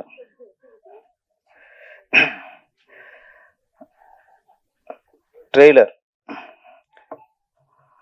நான் அந்த உதவி இயக்குனராக சேர்றதுக்கு முன்னாடி அப்போ நிறைய படங்கள் ட்ரெய்லர் தேட்டரில் போடுவாங்கள்ல. அப்படியே ஃபஸ்ட்டு இப்போ ஒரு ட்ரெய்லர் பார்த்து வியந்ததுன்னா ஊமை வெளிகள் தான்.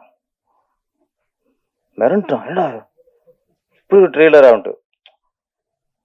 எப்போ படம் வருங்கிற அளவுக்கு அது எதிர்பார்ப்பு உண்டாக்குச்சு. அது மாதிரி இரவு விழிகளும் சில ஷார்ட்ஸ்லாம் சூப்பராக இருந்துச்சு. கேமராமேன் பாஸ்கர் இருக்க வாழ்த்துக்கள் சார். அந்த டாப் ஆங்கிள் அப்படியே அந்த கார் போகிறதெல்லாம் ரொம்ப ரொம்ப மிரட்சியாக இருந்துச்சு. ஒளிப்பு ரொம்ப இந்த படத்துக்கு மிகப்பெரிய படம். அப்புறம் ப்ரொடியூசர் அவரே கதாநாயகன், அவர் பேர் வற்புறுத்தி போட்டுட்ருக்காரு ஹீரோவா. ஆமாம், அது சிலது கதைக்கு தேவைப்படும். சில முகங்கள் வந்து இப்போ என் ராசவன் மனசில் வந்து அதுக்கு ராஜகிரண் தான், வேறு யாரும் அந்த நல்லி எலும்பு கடிக்க முடியாது, அதுக்கு அவர் தான். அந்த மாதிரி சில படங்களுக்கு அந்த உருவம் தான் கதாநாயகன். அழகா சிவப்பா அதெல்லாம் அது வேற. இந்த கதைக்கு கரெக்டாக தேவைப்பட்டிருக்கு. ஆனால் ரொம்ப அதிகமாக முகமுடி போட்டு வந்துட்டிய, அங்கேயும் கொஞ்சம் உஷாராயிட்டார். அவர் ஃபுல்லாக தாங்க மாட்டாருன்ட்டு முகமுடி போட்டு எப்போ கட்டணுமோ அப்போ கழட்டிட்டார். டயருக்கு யோகமான ஆள் தான் அவர் நடிச்சிருக்கிறாரு. இயக்குனர் சிக்கல் ராஜேஷ். சிக்கல்னா சொன்ன மாதிரி ஏகப்பட்ட சிக்கல் இருக்கு, நாட்டிலேயே ஏகப்பட்ட சிக்கல் இருக்கு. அது எப்போ கலைய போகிறோம் தெரியும், 2026 தான் கலையும் எல்லாத்தையும். ஏகப்பட்ட சிக்கல் இருக்கு.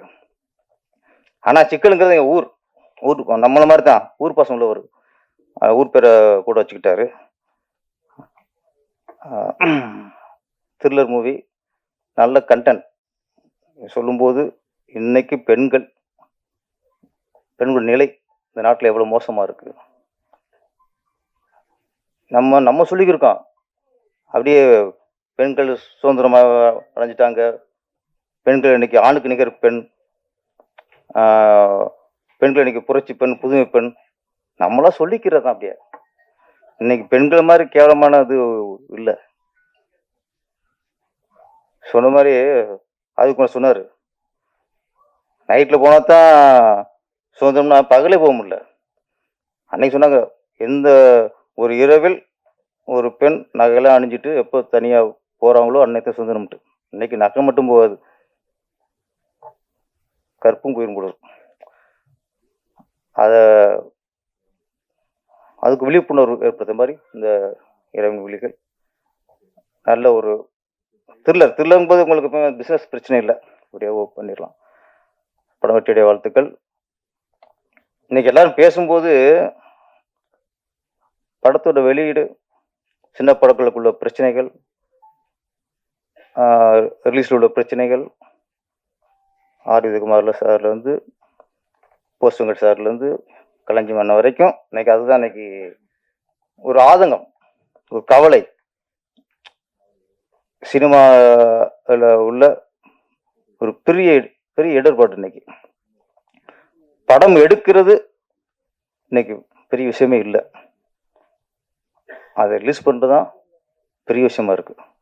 ஒரு சின்ன படத்தை ரிலீஸ் பண்ணுறது தான் முதல் வெற்றியாக இருக்கு. இன்னைக்கு நம்ம நிறைய சொல்கிறோம், தேட்டருக்கு வர மாட்டேங்கிறாங்க, தேட்டரு கிடைக்க மாட்டேங்குது, ஷோ மாற்றி மாற்றி கொடுக்குறாங்க. ஆளுக்கு ஒரு ஆராய்ச்சி பண்ணிக்கிட்டு இருக்கோம்ண்ணே, ஒவ்வொருத்தரும் ஒரு விஷயம் சொல்லிக்கிட்டு இருக்கோம். ஆனால் இது வந்து நம்ம ஒரு தேட்டருக்காரங்கள குறை சொல்லிட முடியாது, தயாரிப்பாளரும் குறை சொல்லிட முடியாது, மக்களுக்கு குறை சொல்ல முடியுமா, அவங்க குறை சொல்ல முடியாது.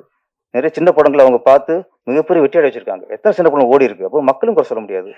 இங்கே எங்கே என்ன சிக்கல், என்ன பிரச்சனை, இது ஆராய வேண்டிய விஷயமா இருக்கு தவிர இது ஒரு குற்றச்சாட்டா ஒரு இதை நம்ம கொடுக்குற மாதிரி இல்லை. ஆனால் ஒன்னே ஒன்று உண்மை, முன்னெல்லாம் சினிமா நல்லா இருக்கணும்னு எல்லா சினிமாக்களும் நினைப்போம், சினிமா நல்லா இருக்கணும் எல்லா தயாரிப்பும் நினைப்பாங்க, சினிமா நல்லா இருக்கணும் எல்லா நடிகரும் நினைப்பாங்க, சினிமா நல்லா இருக்கணும் எல்லா இயக்குனரும் நினைப்பாங்க. ஆனால் இன்னைக்கு இல்லை, நான் நல்லா இருக்கணும், என் படம் மட்டும் ஓடணும், என் படம் ஓடணும் ஓடாட்டேன்னா என் படத்தை எல்லாத்துலேயும் போட்டு நான் வசூல் வரணும், இத்தனை ஓடி வசூல் நான் சொல்லணும். ஒரு ப்ரொடியூசரு எல்லா தேட்டரும் அவர் கவர் பண்ணிடுறாரு, இன்னொரு ப்ரொடியூசருக்கு தேட்டர் வேணுமெங்கிற அவங்க கவலைப்பட்டதில்ல. அப்போ இன்னைக்கு சினிமா அழிக்கிறது சுயநலம். என் படம் ஓடினால் போதும், என் படம் ஓடினான்னு ஓடாட்டேன்னா அப்படி நினைச்சா நாளைக்கு கொஞ்சம் கொஞ்சமாக சினிமா அழிஞ்சா அதில் நம்மளும் அழிச்சிருவோம். யாரோ சுயநலத்தில் இருக்காங்களோ அவங்களும் அழிச்சிருவாங்க. இது ஒரு பொது பார்வை வேணும். சினிமா நல்லா இருக்கணும்னா நடிகர்லேருந்து தயாரிப்பாளர்லேருந்து இயக்குனர்லேருந்து எல்லாரும் நினைக்கணும். அது இன்னைக்கு இல்லை. இன்னைக்கு கலைஞர் சார் சொன்ன மாதிரி ஒரு 5 வருஷத்துக்கு முன்னாடி அதான் சார், பெரிய ஸ்டார் படமும் 5 தேட்டர் தான். வடபழனியில் கமலா தேட்டரில் போட்டால் உதயம் தேட்டரில் போடக்கூடாது, ஏஎம் ராஜேஸ்வரி, காசி, எஸ்ஆர் பங்கஜம் இதில் ரிலீஸ் பண்ணக்கூடாது. உதயத்தில் போட்டால் கமலா, அந்த சுற்றுல இருக்க இங்கிலீஷ் பண்ணக்கூடாது. மாதிரி அங்கே அபிராமியில் போட்டால் ஆல்புட் போடக்கூடாது, தேவியில் போட்டால் இங்கே சத்தியம் போடக்கூடாது. ஒரு கட்டுப்பாடு ஒரு ஒழுங்கு இருந்துச்சு. இப்போ பெரிய படங்கள் வந்து சென்னையில் எத்தனை தேட்டர் இருக்கோ அத்தனை தேட்டரும் அவங்க படம் தான். அதனால அது இனிமே 50 நாள் 100 நாள் ஓடுறதுலாம் வாய்ப்பே இல்லை. அதனால தான் உங்களுக்கு 3 நாள் 1 வாரம் கலெக்ஷன் முடிஞ்சு அடுத்து 2வது வாரம் பார்த்தா தேட்டரில் ஆள் இல்லை. இதில் ஒன்று என்னன்னா, இந்த விமர்சனம் பற்றி சொன்னாங்க. ஒரு காலத்தில் அப்போதான் ஒரு இயக்குனர் படம் ரிலீஸ் ஆனாலோ ஒரு தயாரிப்பாளர் படம் ரிலீஸ் ஆனால், அது முக்கியமாக இயக்குனர் தமிழ் ரிலீஸ் ஆகும்போது படம் ரிலீஸ் ஆனதுக்கப்புறம் சில வாரப்பத்தியில் வர விமர்சனத்தை ரொம்ப எதிர்பார்ப்பாங்க. இந்த வாரம் வரலைன்னா அடுத்த வாரம் வரும்ட்டு அடுத்த வாரம் அந்த புக்குக்காக காத்திருப்பாங்க. அடுத்த வாரம் இல்லைன்னா 3வது வாரம் வந்து அந்த புக்குக்காக வாங்கி பார்ப்பாங்க, இந்த வாரம் படத்துக்கு விமர்சனம் வந்திருக்கான்ட்டு. 3வது வாரம் இல்லைன்னா அந்த பத்திரிக்கைக்கே இவங்க தொடர்பு கொண்டுருவாங்க, என்ன சார் படத்தோட விமர்சனம் போடலன்ட்டு. அப்போ ஒரு படம் ரிலீஸ் ஆனதுக்கப்புறம் விமர்சனத்துக்காக காத்திருந்தாங்க. ஒரு பத்திரிக்கையில் போடலாம் ஏங்குனாங்க. இன்னைக்கு சில விமர்சனங்களை கேட்கும்போது நம்புறது அவங்களே விமர்சனம் பண்றாங்கன்னு ஒரு சில ஆட்கள் வன்மத்தை கக்குறவங்க, வன்மத்தை வியாபாரமாக்குறவங்க, ஒரு சிலர் அவங்களாம் அவங்களுக்கு இப்போ விமர்சனம் பண்ணும்போது இந்த ஆள்லாம் ஏன்டா நம்ம படத்தை விமர்சனம் பண்ணுறாங்கிற கவலை இன்னைக்கு இருக்கு. விமர்சனத்தில் சில படத்தை ஓச்சுப்புறாங்க. அந்த மாதிரி ஒரு கான்ட்ரவர்சியா வன்மத்தை கக்குறால விமர்சனத்தை தான் இன்னைக்கு ஆடியன்ஸ் மனநிலையை நம்புது. இன்னைக்கு நல்லபடியாக விமர்சனம் பண்ணா அவங்களுக்கு ஒரு இதாக தெரியல. திட்டணும், ஹீரோ திட்டணும், டேரக்டர் திட்டணும், இவன் மடையன், இவன் அவன் திட்டா அது சந்தோஷமா இருக்கு. சில மக்களுக்கு அந்த மாதிரி ஆயிட்டாங்க. இதெல்லாம் சொல்றேன், இதெல்லாம் சினிமா கிடைச்சி இன்னைக்கு ஒரு வீழ்ச்சிக்கு காரணம். இன்னொன்று, இந்த நேரத்தில் நம்ம சூப்பர் ஸ்டார் ரஜினி சார் இன்னைக்கு சின்ன படம் நல்லா ஓடணும்னு நினைக்கிறவங்க, சின்ன படத்துக்கு சப்போர்ட் பண்ணணும்னு நினைக்கிறவங்க, சின்ன படத்துக்கு ஆதரவு தெரிவிக்கிற அனைவரும் சூப்பர் ஸ்டார் ரஜினி சாருக்கு நம்ம வந்து நன்றியை தெரிவிக்கணும், ஒரு பாராட்டு தெரிவிக்கணும். ஏன்னா இன்னைக்கு அவர் உச்சத்தை அடைஞ்சு அவர் பார்க்காத வெற்றி இல்லை, அவர் பார்க்காத புகழ் இல்லை.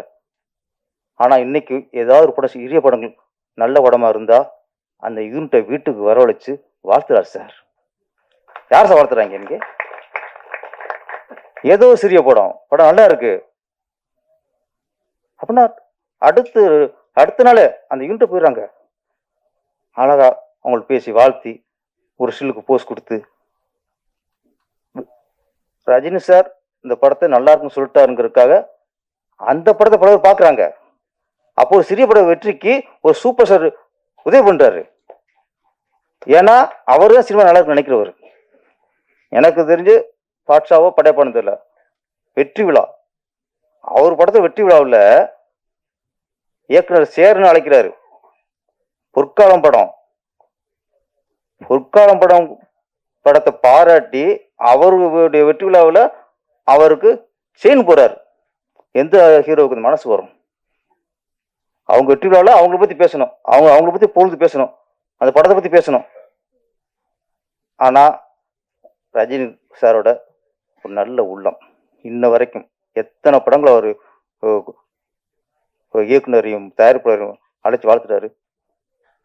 நான் சொல்றேன், இதே மாதிரி உச்சத்துல இருக்க பெரிய பெரிய ஹீரோக்கள் நீங்க எல்லா படத்தையும் பாராட்ட வேணாம். நீங்க படம் பாருங்க, உங்களுக்கு ரொம்ப பிடிச்சிருந்தா, சின்ன படங்கள் ஏதாவது பிடிச்சிருந்தா, நல்லா இருந்தா, நீங்க சினிமாவுக்கு நல்லதுன்ற நினைச்சு அந்த யூனிட்டை கூப்பிட்டு வாழ்த்துங்க.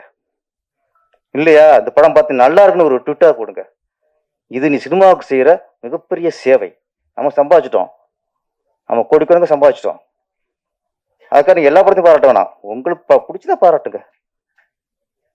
இன்னைக்கு அது தேவை சார். இன்னைக்கு சிறிய படங்களுக்கு இந்த மாதிரி வளர்ந்தவங்க, சிம்மாசனம் உட்கார்ந்து இருக்கவங்க, நம்ம ஒரு காலத்துல இந்த மாதிரி சின்ன படத்தை நடிச்சுதான் பெரிய ஆள் ஆயிருக்கோம். இது மிகப்பெரிய இன்னைக்கு இருக்க காலகட்டத்துக்கு சிறிய நல்ல படங்களுக்கு பெரிய ஹீரோக்கள் அவங்க வாழ்த்தினாலே அது மிகப்பெரிய ஒரு வெற்றியை தரும். அதை நான் வேண்டி விரும்பி கேட்டுக்கிறேன். மற்றபடி இந்த இரவின் விழிகள் வாழ்த்து வந்த அனைவருக்குமே நன்றி. சிஸ்டர் மனோகர் சார், ஆமாம் அவங்க ஆமாம் திருப்பாச்சியில் கிளைமேக்ஸு நான் ஒரு ஃபுல் செட்டப், பெரிய க்ரௌடு, வில்லன் பக்கத்தில் ஒரு காமெடி பண்ணணும். ஏற்கனவே ஒரு நடிகர் வச்சா சரியா திருப்தி இல்லை. அவர் அது வரைக்கும் அவர் நடிக்க கூப்பிடலண்ணா. படம் முடிஞ்சு லாஸ்ட் கிளைமேக்ஸ் எடுத்துக்கிருக்கேன், என்னடா அப்படின்னு எனக்கு திருப்தி இல்லை. அப்புறம் இது கரெக்டாக அப்புறம் டக்குனு பொறுத்திடுச்சு எனக்கு. சிசர்மோ கரெக்டாக இருப்பாரு அப்படின்ட்டு உடனே மேனேஜர் சொல்லி, சார் அவரை கூட்டுவாங்க சார்ன்ட்டு. காலை ஷூட்டிங்காக 10-11 மணிக்கு இவருக்கு ஃபோன் பண்ணி அப்புறம் வந்து தான் அந்த கிளைமேக்ஸு டைலாக், உங்கள் டைலாக் தான் பயங்கர கிளாப்ஸ் நடந்துச்சு. ஆமாம் ஆமாம், அங்கேயே பாருங்க தளபதி ஈக்குவல் பண்ணியிருக்காரு அவர். நன்றி. இந்த படம் இரவின் விழிகள் மிகப்பெரிய வெற்றி அடைந்து இந்த இயக்குனர், தயாரிப்பாளர், நடித்த நடிகர்கள், டெக்னீஷியன் அனைவரும் பேரு புகழும் அடைய என்னுடைய வாழ்த்துக்கள். நன்றி, வணக்கம். சிறப்பு விருந்தினர்களுக்கு மீண்டும் ஒரு முறை நன்றியை தெரிவிச்சுக்கிறோம். பிரசன்ட் மீடியா உங்க எல்லாருக்கும் ஸ்பெஷல் தேங்க்ஸ். நீங்க நல்ல நல்ல படங்களை மக்கள் கிட்ட கொண்டு போய் சேர்க்க தவறுறது இல்ல. அதே மாதிரி இந்த படத்தையும் மக்கள் கிட்ட கொண்டு போய் சேர்ப்பீங்க அப்படின்னு நம்புறோம். மற்றும் ஒரு நிகழ்ச்சியில் சந்திப்போம். நன்றி, வணக்கம்.